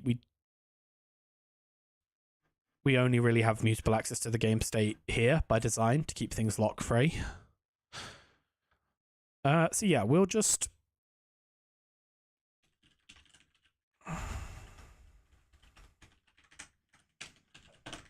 we'll say let input is this. We'll say let needs input is this. Okay, and then instead of having it be just a watch on the game state, we're gonna have it be a game state and input spec. Game state imp. We'll call this needed. You know what? Yeah, we're gonna be a bit smarter about this in here. It's not that we don't care about this. It's that we want to just match on the step resolution with no input, because we don't have any input we can assume here. We might, but we don't right now. If there was input, it would come in a command. And we'll have an issue input command. Okay, so then here we just fill match arms. Fill match arms. Okay. Some resolution status resolved results in continuing. Some resolution status wait for input. Input means break with input. And none means break with nothing to do.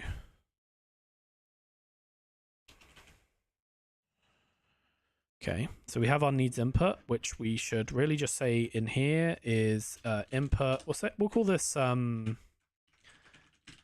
game state.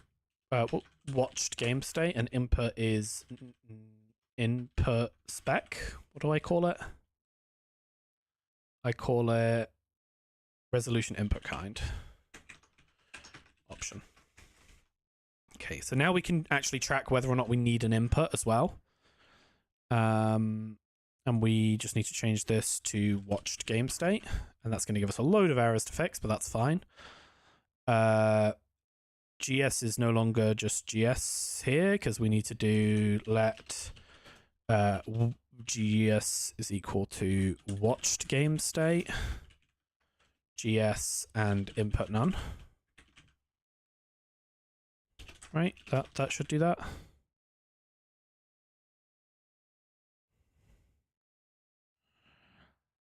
Oh, I'm doing this here. Okay, hold on.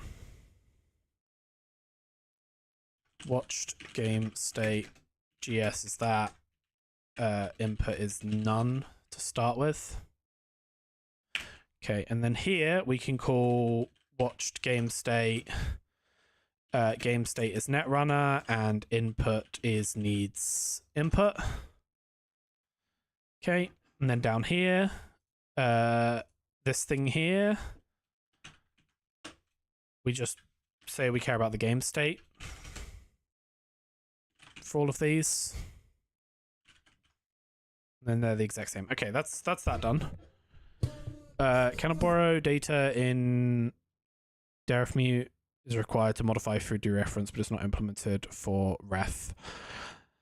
Right. This here, we want to do let. Right, okay. This is the thing with these refs here. Tokyo ref sync. Ref. How do I map a ref? Do you have a map functionality in you? No. Great. Can I just do like this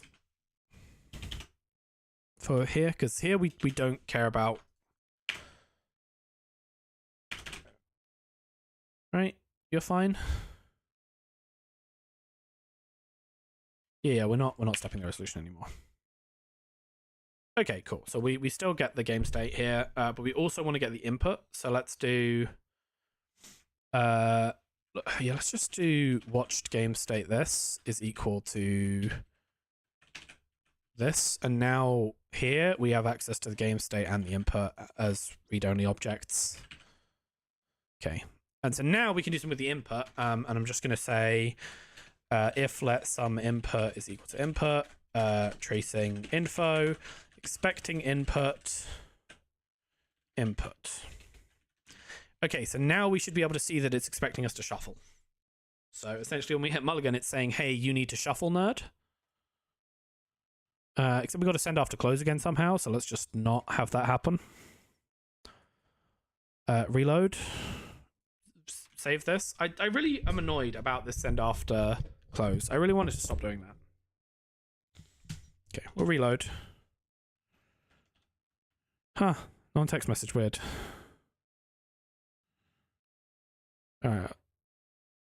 Okay.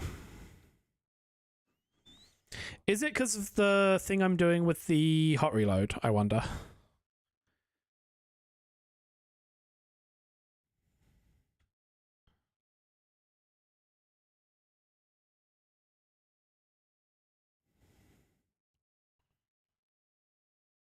Yeah, because here I'm getting a close frame, which I definitely don't want. Like, I'm wondering if part of it is just it receives, it closes, it reconnects. Okay, hold on. Let's just, like, cold boot this and see how that feels. So instead of it doing the whole hot reload thing, we just cold open, load, mulligan, has the error. Okay, hold on. Open, mulligan. Why are we not seeing the tracing log for expecting input? We should be expecting input. I'm like 99% sure. Hold on. Do this here instead. And I think our weirdness is coming from the hot reload, so I'll figure that out, but expecting input? None. Not expecting input. It should be expecting an input here to step through the shuffle. I'm confused by that. It should be saying, yeah, it should be asking us to input shuffle. Why is it not? No input expected. Okay, weird.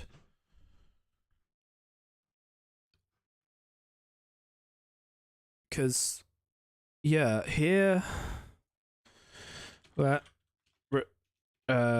resolution status is this.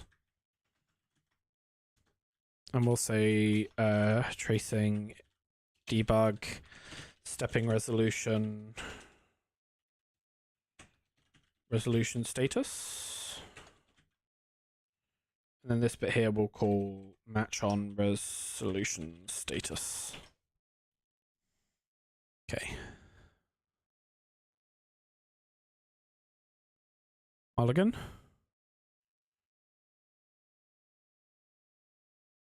Command received, stepping resolution none.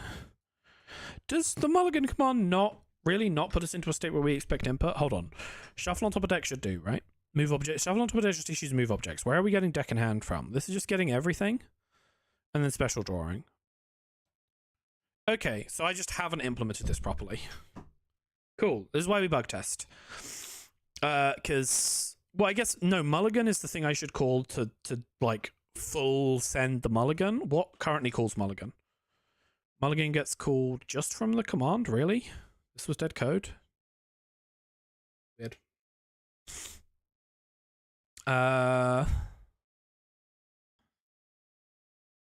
Really? Okay, interesting. So yeah, this thing here is kind of jank.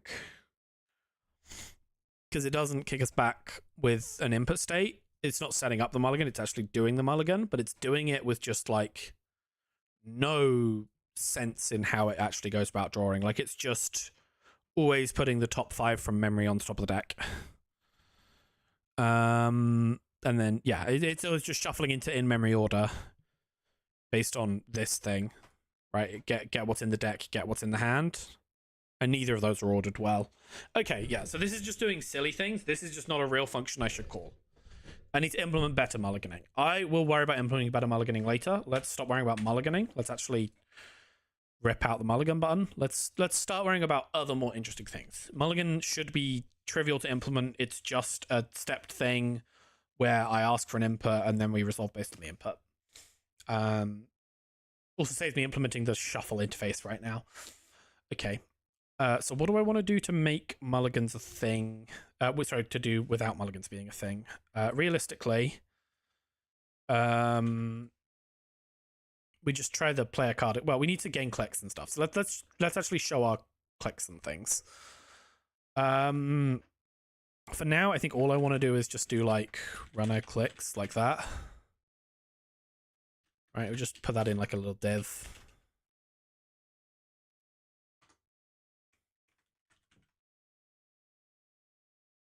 And then in our game code here, we need to also include runner clicks as a usize. And then down here, we need to get that information. Runner clicks is gs.runner clicks. Very straightforward number to get. Okay, yeah. So we do need to have like buttons for these things. But the court mulligan, gaining clicks and stuff, all of that is timing events, which I'm not implementing. I'm not implementing the timing structure manager yet. It's one of the things I started with in my last implementation, which was a mistake. So we want to just add a button that does that manually, which we can do. We know how to do that because we did that with mulligans. So here we're gonna say, we'll just say like,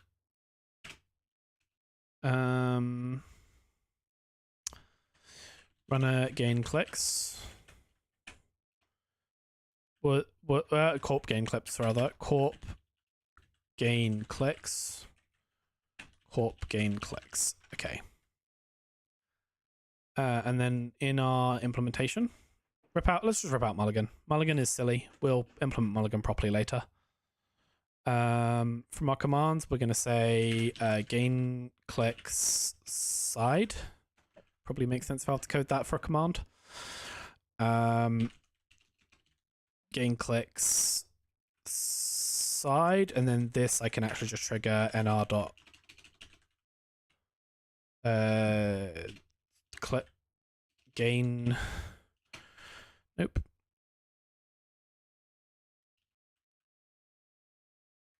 How am I doing this in the test? I give myself clicks. Right? Yes, we apply the instruction effect to gain clicks. Cool. Of course, that makes perfect sense. So we'll trigger gaining clicks. Yeah, TI for timing instruction. So timing instruction gain clicks. This is one of the things that is how we do normal effect resolution. And this can just be for side. Okay, and then side. Yeah, that's fine. Don't send corp mulligan, send command gain clicks side for WS. What did I call it? Corp gain clicks. Said that. Okay. Let's put the corpse clicks up in the corp click box as well. Capitals? Did I not? Yeah, we're capitals.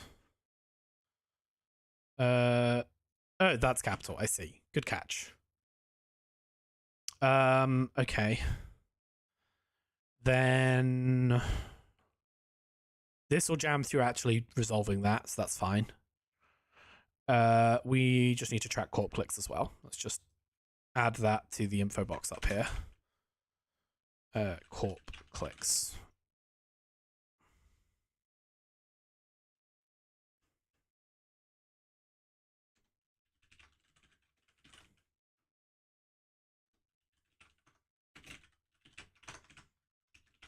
Okay. All right. That should work.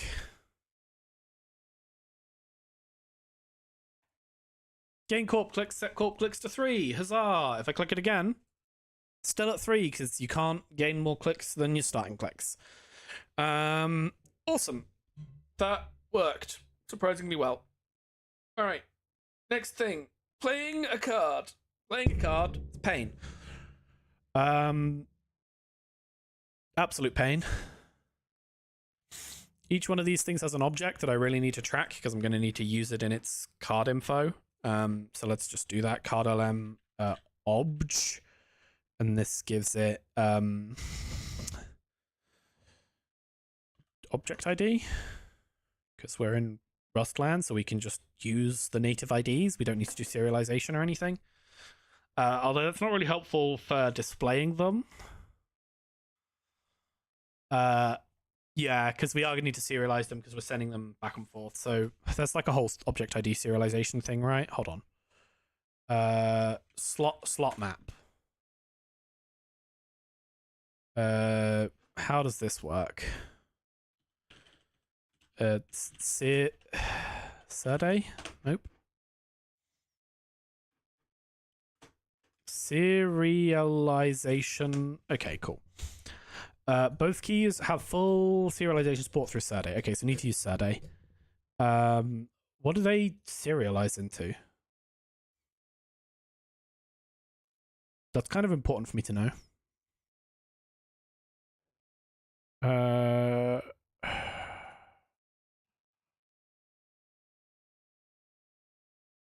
Okay, well, let's go turn on the Serde feature. Already have it on. Love that. Okay.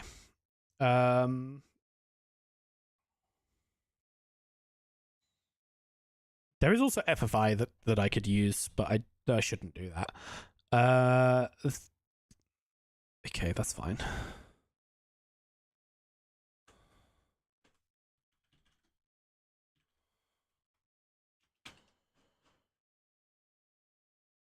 Because I would have thought we'd have seen it show up on the implementations here for default key. I would have thought we would have seen serialization show up there.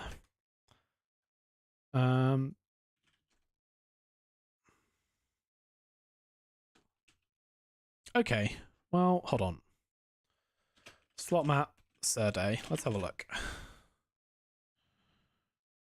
Are there examples in the source code?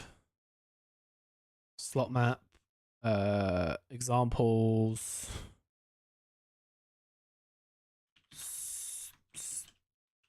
JSON. Doesn't import anything from Serde. Doesn't import anything from Serde. Control F Serde. Okay, we'll do it through trial and error.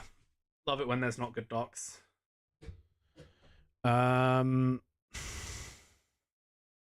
Yeah, sure.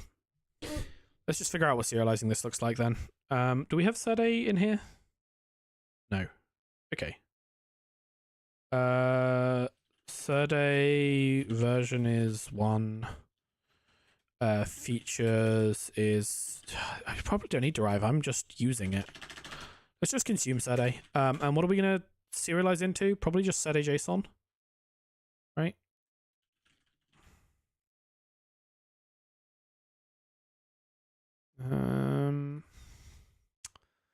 Let's just punt everything to JSON for now.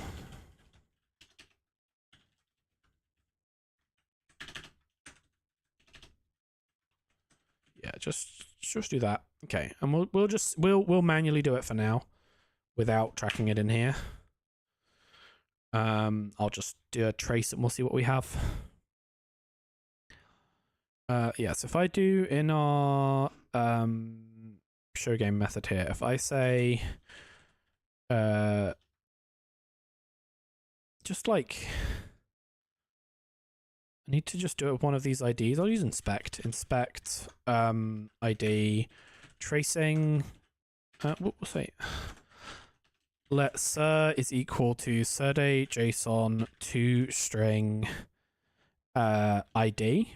Should be a thing we can just do then. Object ID is not serialized. Thought the whole idea was that it was ? Oh,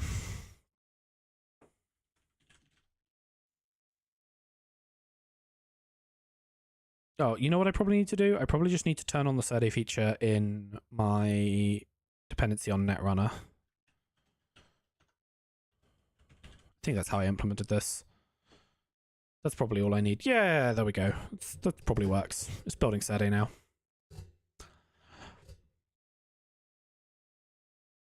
Dependency management. Classic. Okay. Cool. So now we serialize into something. So let's just have a look at that.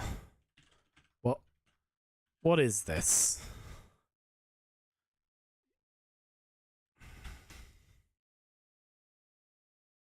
Okay, so now when we build the hand, we should dump out a load of Oh.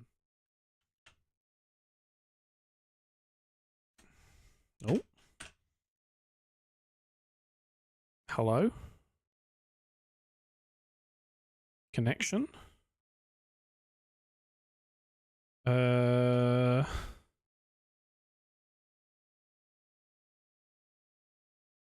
Hello, making a call to show game? Okay, it just took its time. Okay, nice. And we get some nice ID. Okay, so these are usable. They are not good. They're not nice, but they're usable. They are JSON encoded strings that we can punt into the HTML and send back. This is where I would really like to have more control over what we actually send to and from the WebSockets. Let's see if there's anything on the HTMX Discord under WebSockets. WebSocket custom WebSocket message. I'm just going to say HTMX general. We'll ask the question and we'll see if we get anything back. Is there a way to control the message, the exact message that an element sends through WSSend? Okay, I have asked the question in the HTMX Discord. We will see if I get an answer at any time soon. For now, let's just like serialize this. Let's just turn this into base64 and then we'll ship base64 around. That seems like a reasonable approach to not have to worry about the fact that there's JSON which has weird formatting. Base64. That's where I asked the question. Let's get that off on the other screen.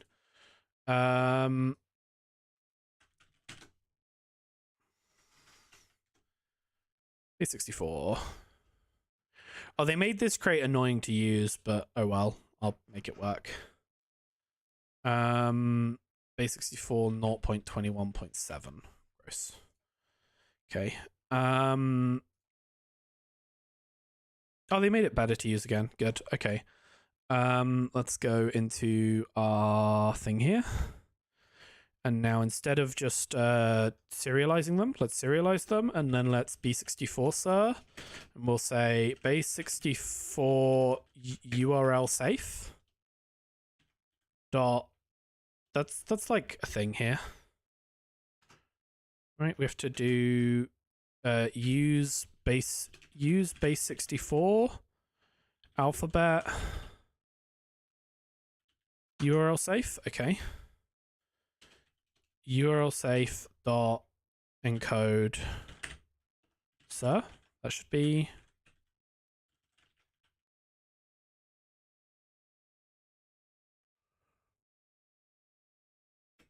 that's behind a trait then.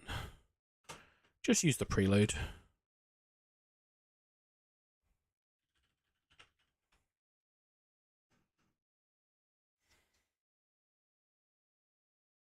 And then now URL safe is called base64 URL safe encode sir, and now that should give us B64 sir as a thing we can check exists and works fine. Okay. Okay, cool. Look, now we get some nice base64 for each of these objects. It's slightly different between them all. Somewhere these strings are different. I can't tell you where, but somewhere they are.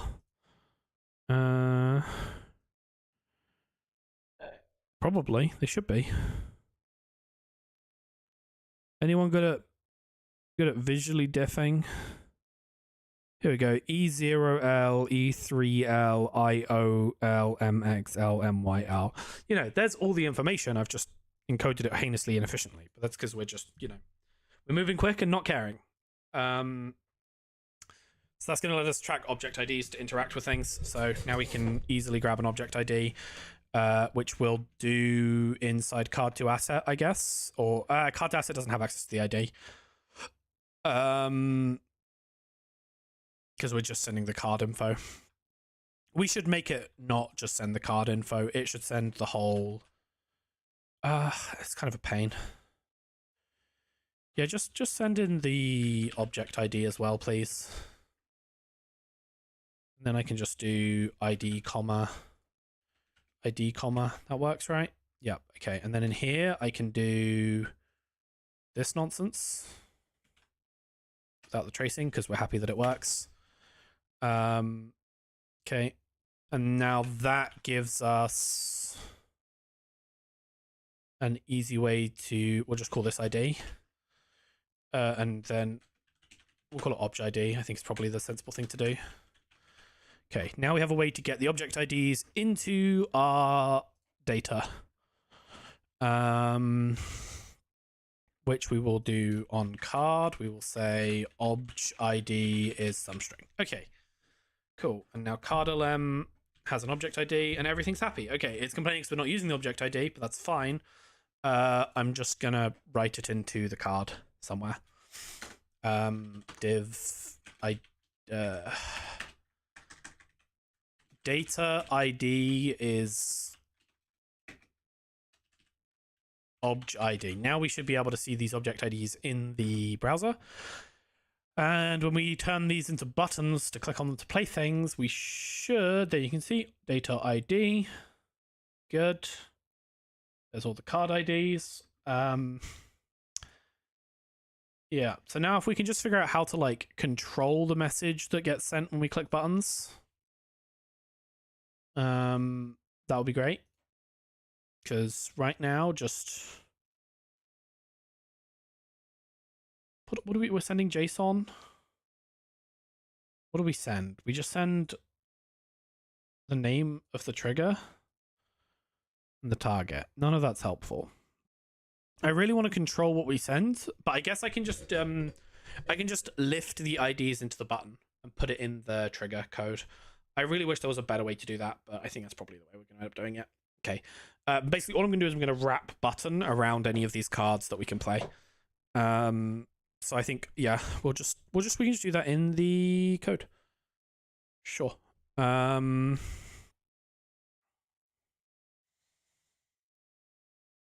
do I want to do that? I think I probably want a playable card that wraps card.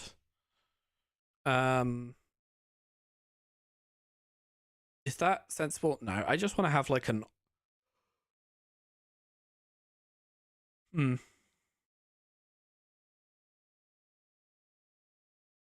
How do I want to do this? I definitely need a button somewhere. It's, do I turn this div into a button or do I wrap this in a button? I think I probably wrap this in a button if it's a thing, because then I can lift the data ID. Yeah, okay. So we need to do... you know, we'll just always wrap it in a button and we'll just ignore the click if the click can't do anything for us. That feels like the better thing to do. All of these are buttons, actually. And the ID of the button is card click obj ID. Okay, so now we have a way to like... Now we send that object ID, and this is like WS send. So now when we click on a card, we send its object ID back up to the server, and we can respond to that. So like if I click on this, you can see we got this ID. If I click on that, we got this ID. Nice. Okay, we're getting the IDs we expect to see, probably. So now we can just by clicking on any card, we can send that ID to the server, and the server can tell us what it wants to do with it. Okay, playing a card. If we receive a click on one of these, we just need to do all the relevant checks. I mean, it would be nice to outline them if they're playable. Let's do that. Because, like, you can't play without clicks. Okay, yeah. Can play might be broken. Haven't tested it since the end kicks changes, and I made a few changes before that. We may end up debugging the way can play works, but for now, let's just give it a go. We want to track if a card is playable, which really means we do need to upgrade card to asset to, like, do the whole. So we'll say card to LM, object, card LM, and then if you pass in a non-card, this will just crash. Yeah, seems reasonable. Okay, let ID is so we can still grab this stuff easily. It's just object.id. Okay, and we can say let card is equal to object dot kind dot as card dot unwrap dot card dot. That's that whole sequence to get the card. And then all of this can happen the same way it did before. Okay, and we rip this one out, and now we can, on these, we can call card to LM GS objects get ID unwrap instead.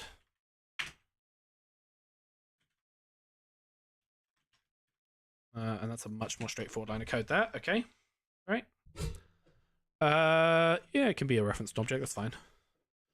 Okay, so now we have more control over what information we send down the line, and we can do things like obj.canplay, okay, hold on, we'll say let card is this, and then here we'll say let card is card.card. Okay, so this, before we discard the information about the card object, we can do can play.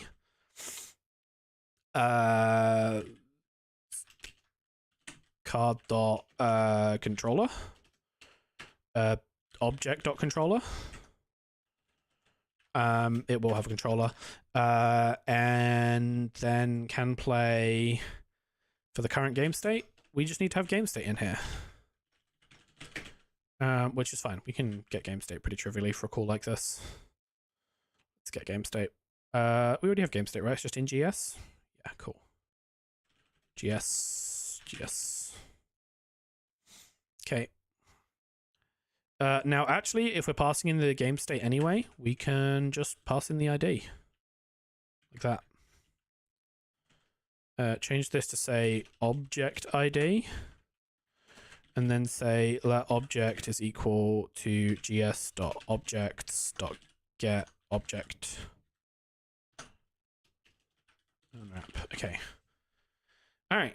Now we have full control over what we do for getting the information on this element, including checking if we can play. Let can play is this. Can play. Let's add can play to these. It's Boolean. And then in our thing here, let's just like add a class that's only on it if it can play. Let's do a little yellow outline probably. That'll look all right. So let's start by just figuring out how we want it to look. So let's say if we were to say, we'll put it on here, class outline to outline yellow 500. How does that look? That didn't do anything. Okay, hold on. Let's go look at how Tailwind does outline. Can just search outline.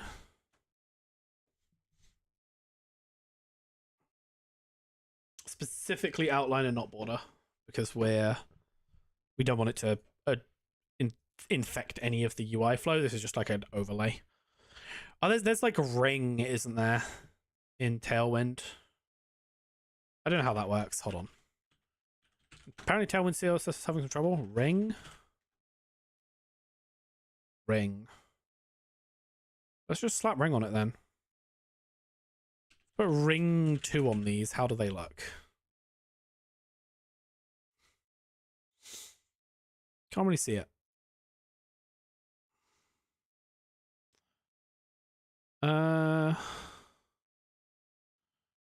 How do you, is there ring color? Ring red 500.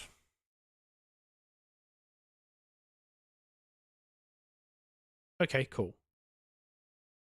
Because there's not that much padding. So it kind of overlaps the padding. But that's fine. Let's then...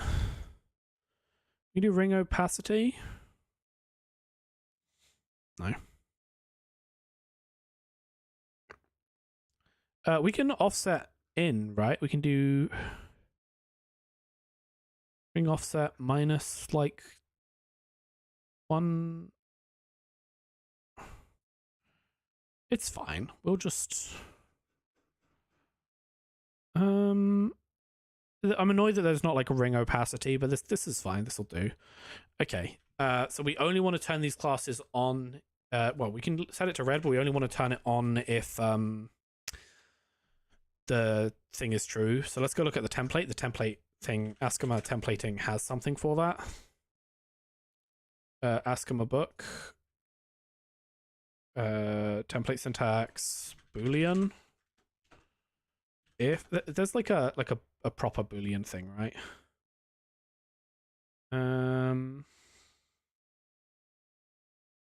Format indent join.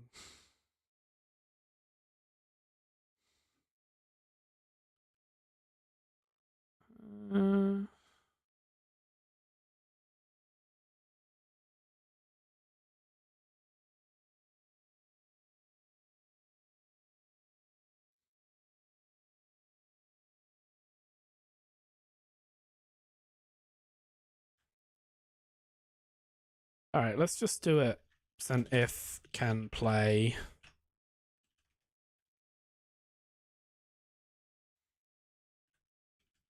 And if like that.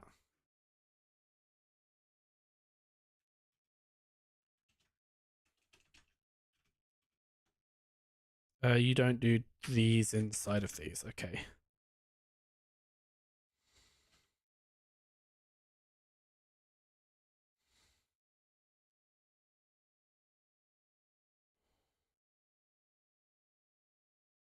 Okay, you got clicks, but nothing is still showing as can play.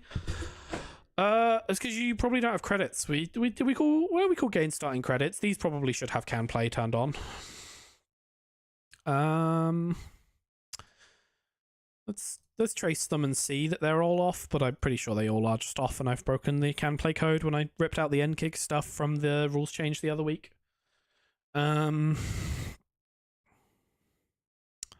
I going for this?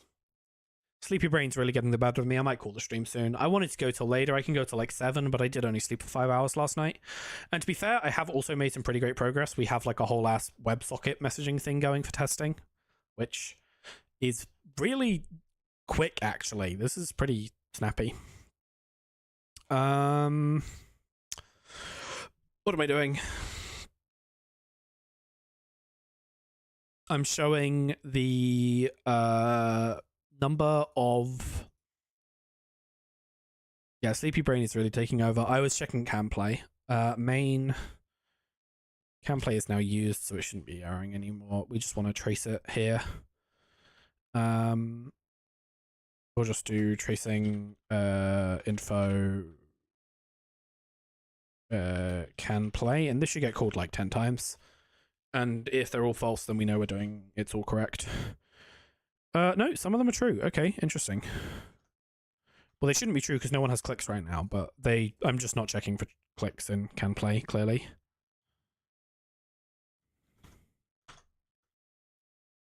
Okay. Interesting. So if we look at something that you can play, like hedge fund, it does have ring red 500 on it. Am I just being silly in how I wrote this in card? Oh, yeah, I'm 100% being silly. You need to put ring 2 in here as well. Okay, now we should see red outlines around the cards we can afford to play. Hey, look, Show Gamble's playable. None of these cards are playable. Let's reload this and hope we find a hedge fund.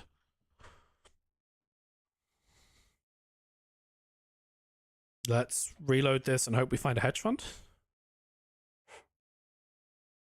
There we go. Okay, cool. Playable cards show as playable. Playability should check how many clicks you have, though. Can't play... I mean, I guess you can play a card without a click as long as you have a way to do it clicklessly. But these ones specifically, we need to also check if you have clicks. Because clicking here is going to do the basic action to play. So let's just code that into... That's a UI thing then. So here, can play is this, but also it's gs. Clicks for object.controller are greater than 0. And for some reason I haven't implemented a generic clicks method yet, so let's just add that real quick.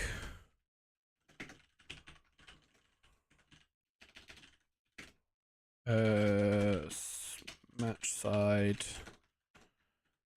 self.corp clicks self.run. Okay, now we have a way to query clicks based on a controller. Right, but the site it will have a controller for this bit of code. We'll just hard error. Okay, cool. Now it will only glow red when we have clicks. I believe in it. I have faith. There's a hedge fund there that should start glowing when we gain clicks. Okay. Very happy with that. Now we just need to make clicking that actually play the card. Which is just a matter of clicking play and then grinding through the actions. So we can probably do that and then call the stream after that. I think that's the goal. Okay, so we really should have a better bead on this serialization format. So let's actually implement it here. We'll call it struct WebSocket JSON, HTMX WebSocket JSON. Very, very sensible format there. Okay, what comes in here? You have network, WebSocket. What do we actually get here? You get a thing called headers and then a load of stuff in the headers. Cool. So you have headers, which I'm going to do Surday rename headers, rename equals headers, right? And that is HTMX WebSocket JSON headers. Okay, and we're going to just deserialize. We need to tell Surday we actually have deserialize available probably. Okay, maybe not, we'll see. JSON headers, okay, and then the actual headers themselves are request, which we are gonna have to Surday rename to be called hx request. What don't you like? Deserialize this, okay. And then this is just a string. It's a bool, but for now we're just gonna string code them. Yeah, so we have request, we have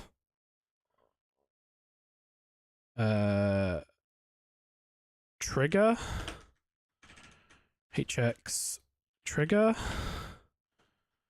we have trigger name, hx trigger name, which I don't know what this is. This is just like nothing. Let's look, let's read the docs. HTMX WebSockets trigger name headers.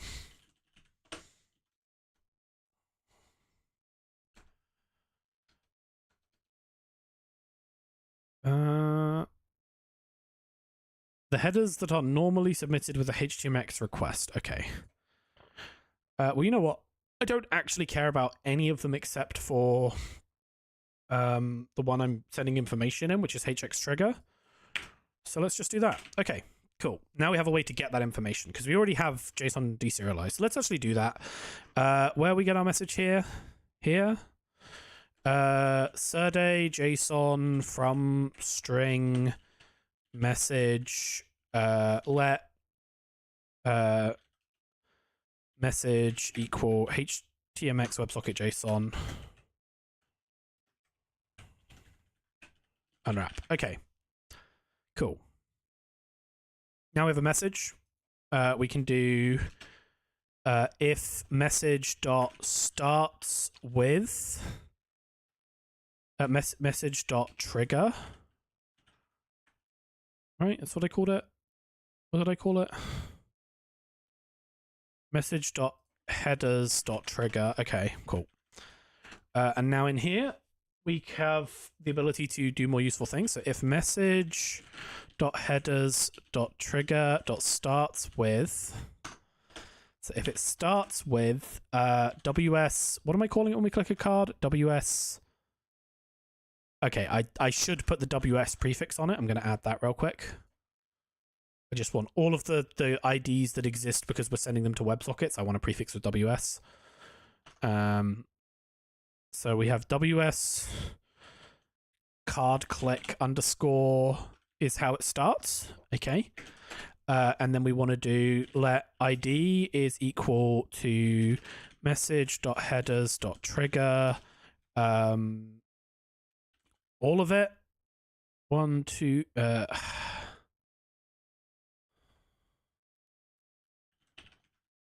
rest of the card. Get the rest of the string, please, and then do base 64 URL safe decode ID. So we'll say let ID is then that. And then this is going to be some JSON. So we'll say let ID object ID is equal to JSON from str ID. That gets back to an ID.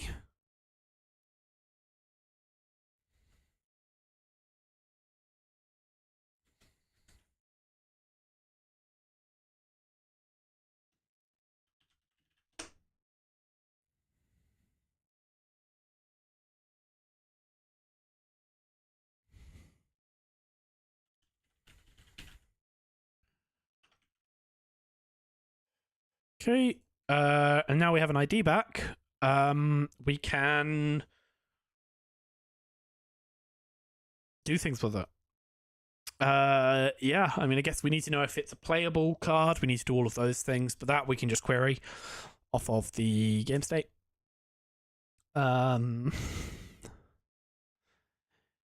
Yeah, okay. So if we make it here, we've made it to a card that's been clicked that we know the ID of. So we'll do an OGS here, NR. What do I have in this loop? In this loop, I have state. State? State, okay. Right, I mean, I'm sending commands here, so let's just send a command. We'll send the command card collect and we'll let the server figure it out. We'll do state.sx.send command card collect ID unwrap. Okay. Card collect object ID. Okay, so now we can handle that here. I wish it would autofill properly.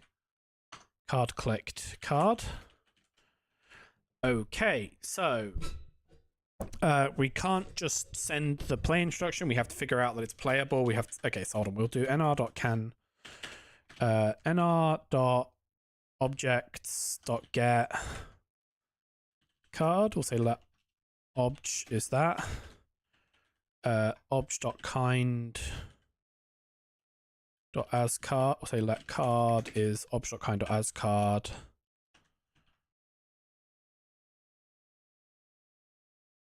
Right. Okay, if the card doesn't exist, then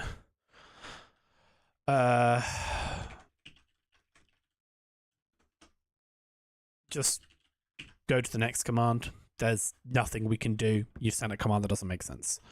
If the card is not a card that you've clicked, then also go to the next. Wait for the next input. The thing you've sent doesn't make any sense. Okay, now we have a card. Card.canPlay. Object controller. Netrunner. Let can play equal this nonsense. The object will have a controller. It can't not. It's a card. Cards always have controllers. So we can play. Now we know if we can play. If we can play, then we play it, and we'll send nr.apply instruction effect play for the I'll say let controller is equal to obj.controller.unwrap. This one we can unwrap because we know it's a card. So here we can just say controller. Then here we can say controller. And then play specifies an object set. And specifically, this is the player card from HQ action. This is the basic action to play a card from HQ. Which means I shouldn't do it like this. I should do it as... I have a thing for this, right? It's in... play, basic corp. Yeah, here we go. Now, take action, corp, basic action, play, or run a basic action, play. So let's do that. So what we want to do is we want to do let action equal match controller.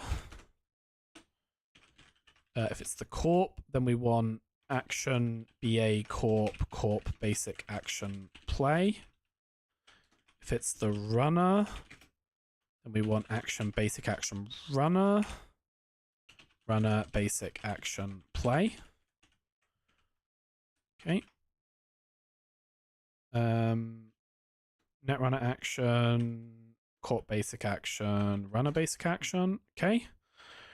So then here you're going to take the action on the controller side for the specified action. If we cannot play, then you've also sent me nonsense. Don't do anything. Ignore the click. Okay. You can just... There we go. Okay. Okay, so then this is going to take that action. Now, taking that action, not all we need to do, because we need to kind of grind through that action a bit. So let's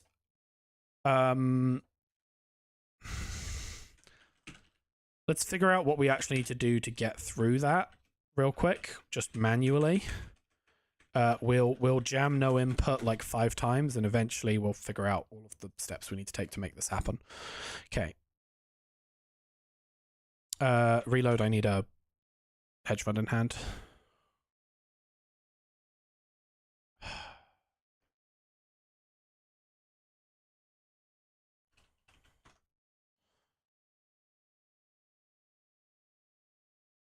Oh, would you look at that? We drew a hedge fund. Okay, what did we get? We got clicked. Okay, and then immediately on our first one, it complains that we need an input to make a payment of a click. We're happy to just make that payment automatically because by the time they're here, we've already checked they can afford to pay for it with CanPay. So resolution input is going to be make payment. Make payment. Now this payment declined is going to be false. And object to spend is going to be object set new because we don't need to spend any objects here. We don't need to like trash anything or spend any money to do this. It's just a click, which is a non-object cost. Okay. So then after that, we should have a new next step coming up here when we click here. See what we got to. We got to hold on. Reload everything. Okay. Info. We got a load of falses still. I thought I'd stop logging that, but I guess not. Okay, stop logging that. We want to keep things simple. Keep things clean. Okay. Gain clicks, play hedge fund. Okay. So, resolved. So we resolved making the payment. We resolved something. And then it's waiting for input. So now it's waiting for us to announce which of the playable cards in our hand we're going to play. And we have that based on what we clicked. So we can do in the code up here. We need to no input twice. Really, that might change in future. Let's just do loop step the resolution until, because there's going to be checkpoints and shit in the future as well. And like in the future we'll have cost paying interrupts and stuff. For now, we're just doing this to get it working quickly. So we'll just loop through this until it is not resolved. While let no. Yeah, while let some resolved resolution status resolved equals this. Okay, so that's just going to grind through that to get us to the world where we're expecting something else to happen. And this is where we're waiting for an input, and the input we're waiting for is to announce. So let's do that. Let's do resolution input announce object. Right? Yep. And the object we are going to announce is the card we got in. It's the obj.id. Okay. What are you complaining about?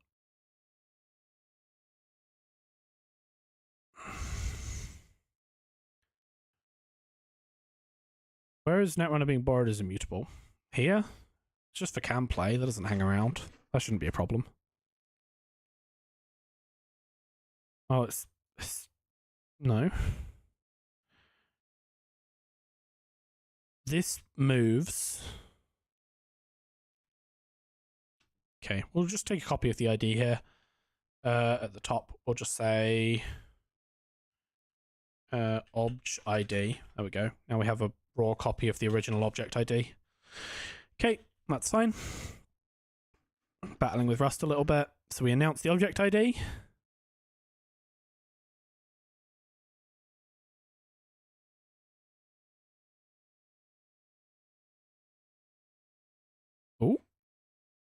Oh, I need to gain clicks, right. Then I click one of them, okay. And we made it to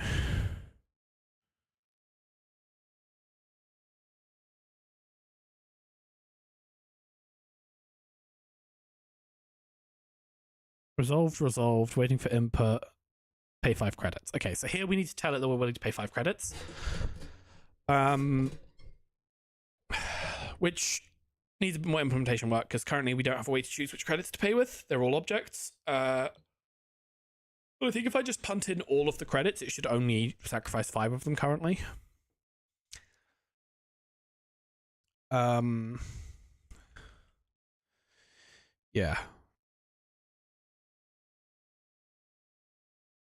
Yeah, so we wait for input. Well, hold on. We jam through, we wait for announce.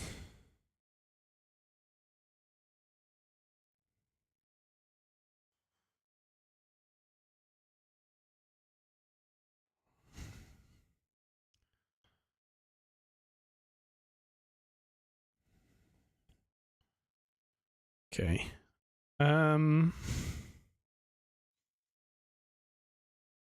So this one here, we're going to make a payment, but this time our object set is nr.maximal payment set. That's a thing I have access to, right?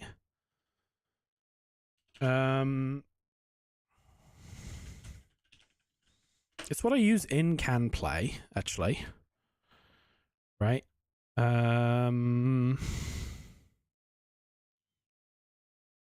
Maximal payment set. I knew I had that as a thing. Controller. Okay. So spend everything we can spend. I'll build a display for credits so we can see that this worked. But let's just check that that actually worked.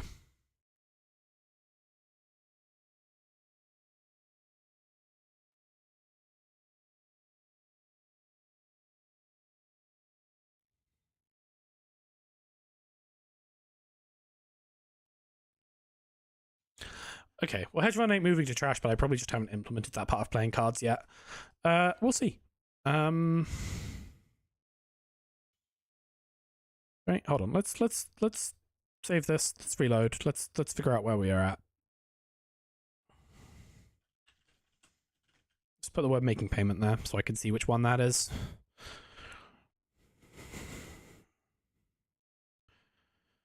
Corp gain clicks. Play hedge fund.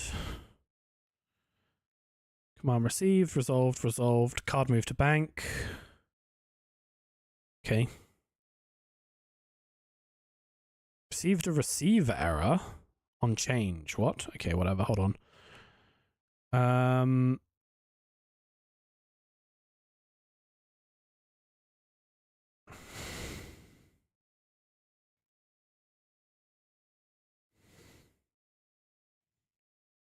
Okay, well, I mean, after we do that, just grind through the rest of the resolution. Let's do that. And let's add the ability to see how many credits we have, because that's not too hard for me to get as information.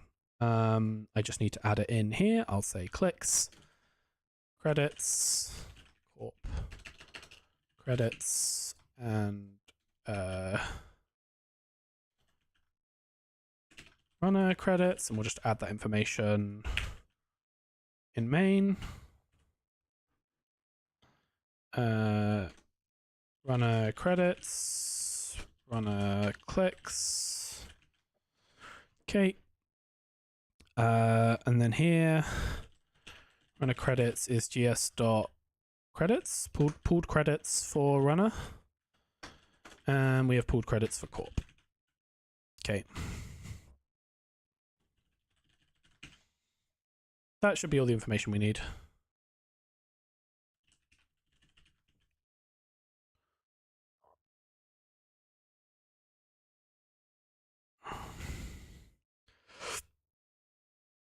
Oh, just count the objects. I don't care about the specific objects. Okay. So we got 5 credits. We gain. We play a show gamble. We didn't go to 9. Some errors happened. Let's figure out where. We had an error reading the changing game state. Huh. Stepping resolution none. New game state received. Input expected none. Received. Command received click. Some resolved, some resolved. And then we just... What is this in? Clean up the card state based on where it has moved to. Cards can move to bank. This should only fail if a... Oh, what? Wait, cards shouldn't move to bank. Why is a card moving to the bank? What? Alright, we have a bug. Somewhere in my implementation of playing a card, we're moving it to a bank. So in playing a card, we choose the played card. Okay, yep.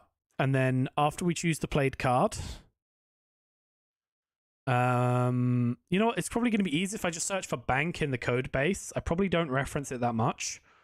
So credit costs move to the bank. Very sensible. Okay. Virus counters move to the bank when you purge. Very sensible.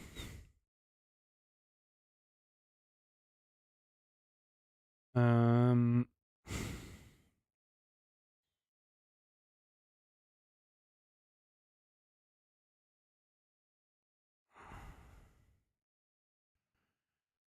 on. Location double colon bank. Even more narrow. So when a cost is paid, we move it to the bank. When virus counters are purged, we move them to the bank. We don't have to do any preparation to bring something out of the bank. We don't have to do any preparation to put something into the bank. When we create a counter, we create it in the bank. Okay. Why is a counter being moved to the bank? This is fascinating. Why is a card being moved to the bank? This is fascinating. Okay, so it has to be to do with resolutions. What's the last step? The last step of resolution for playing a card? You do card is postcard played. So in postcard played, we trash the card. Trashing the card should move it to archives. Does maximal payment set just trash all objects right now? Have I not implemented this to smartly find the objects it should be trashing? That would explain something here, actually. Let's go to the pay cost step then, which is in make payment. So make payment, objects to spend.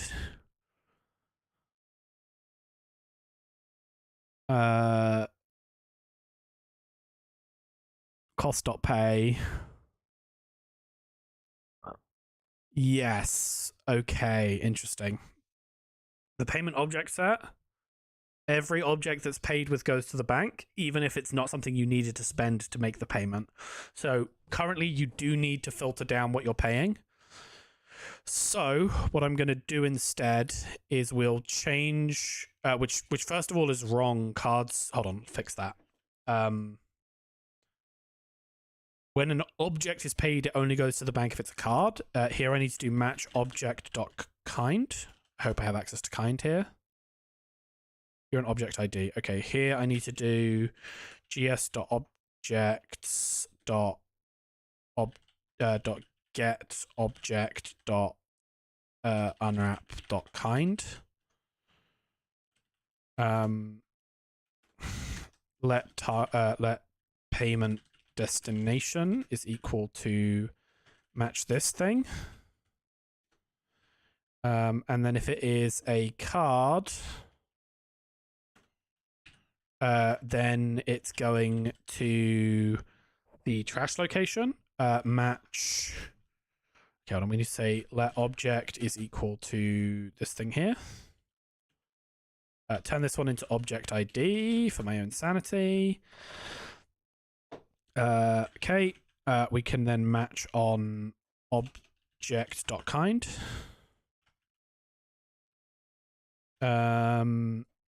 And if it is a card, then we need to match on object.controller,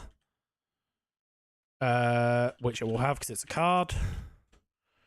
And if it's corp, then a corp card that's used as payment goes to archives, and a runner card that's used as payment goes to the heap. And a counter that's used as payment goes to the bank. Okay, that is now the correct logic here. This is move object ID to payment destination. Okay, that's that fixed. Now it would go to the archives, but we don't actually want to use it as part of the payment because that's like not how playing cards works. We want to, where we're calling maximal payment right now, here we actually want to do nr dot we only want to spend pooled credits, so pooled credits for controller dot take 5. Yeah, okay. We'll just take 5 credits. That should literally be the code to say, hey, get 5 credits from the pool. And we can only get here if there are 5 credits in the pool. So this should be fine. That should now all work. Okay, hold on.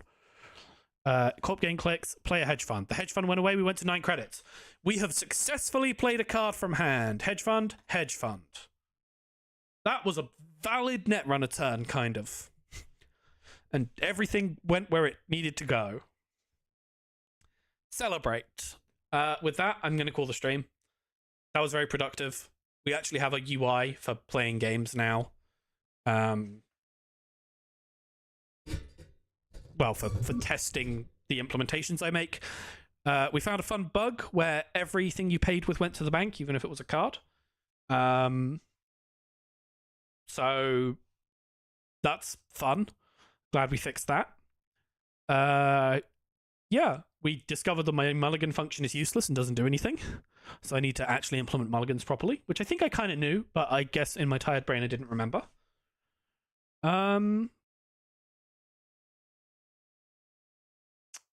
Yeah, I think this has been a successful stream. Anyone got any questions while we're here? While I'm like awake? I know there's a couple people in chat. I know one of them is NX. There's probably not any questions, but thanks for everyone that turned out. I think this is good progress. We successfully played some cards from the new engine. in a way that isn't just like me running code to force the card to be played. And we have like a whole ass WebSocket thing going, which like, who knew that was easy? Probably a load of people, but like I've never really like I've used WebSockets at work, but only code other people have already set up, right? Like I've only written WebSocket code from the perspective of like the bit of the code where you already have the socket to send to. The like setup code was disgustingly easy. I should be using WebSockets more. And HTMX just continuing to prove itself to be literally the most valuable bit of JavaScript anyone's ever written.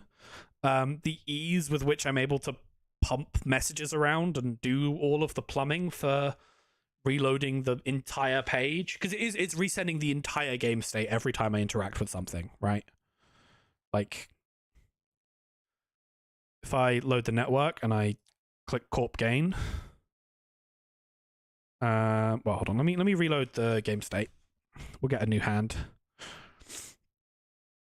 right? Which there's no shuffling, so this is presumably also just, oh no, I'm manually shuffling with the rand crate. Gain clicks, play that. If we actually look at what happened there, you can see the entire game state here is being sent in the response, which is inefficient, but like this is a local client. This is not obviously what we would do on the final client. On the final client, we'll do something a lot more efficient. But that's like just HTMX giving me the power to just pump the whole game state back down and redraw it without a page reload. Absolute godsend. Yeah, really, really, really good library. Strong recommend for anyone that wants to make web applications without having to faff around with Angular or React or Vue, and you just want to like send requests, just round trip the data. We don't care about things working if we're not round tripping, which is honestly a lot of web apps. 10 out of 10. Cool. I'm going to call the stream there, and I'm going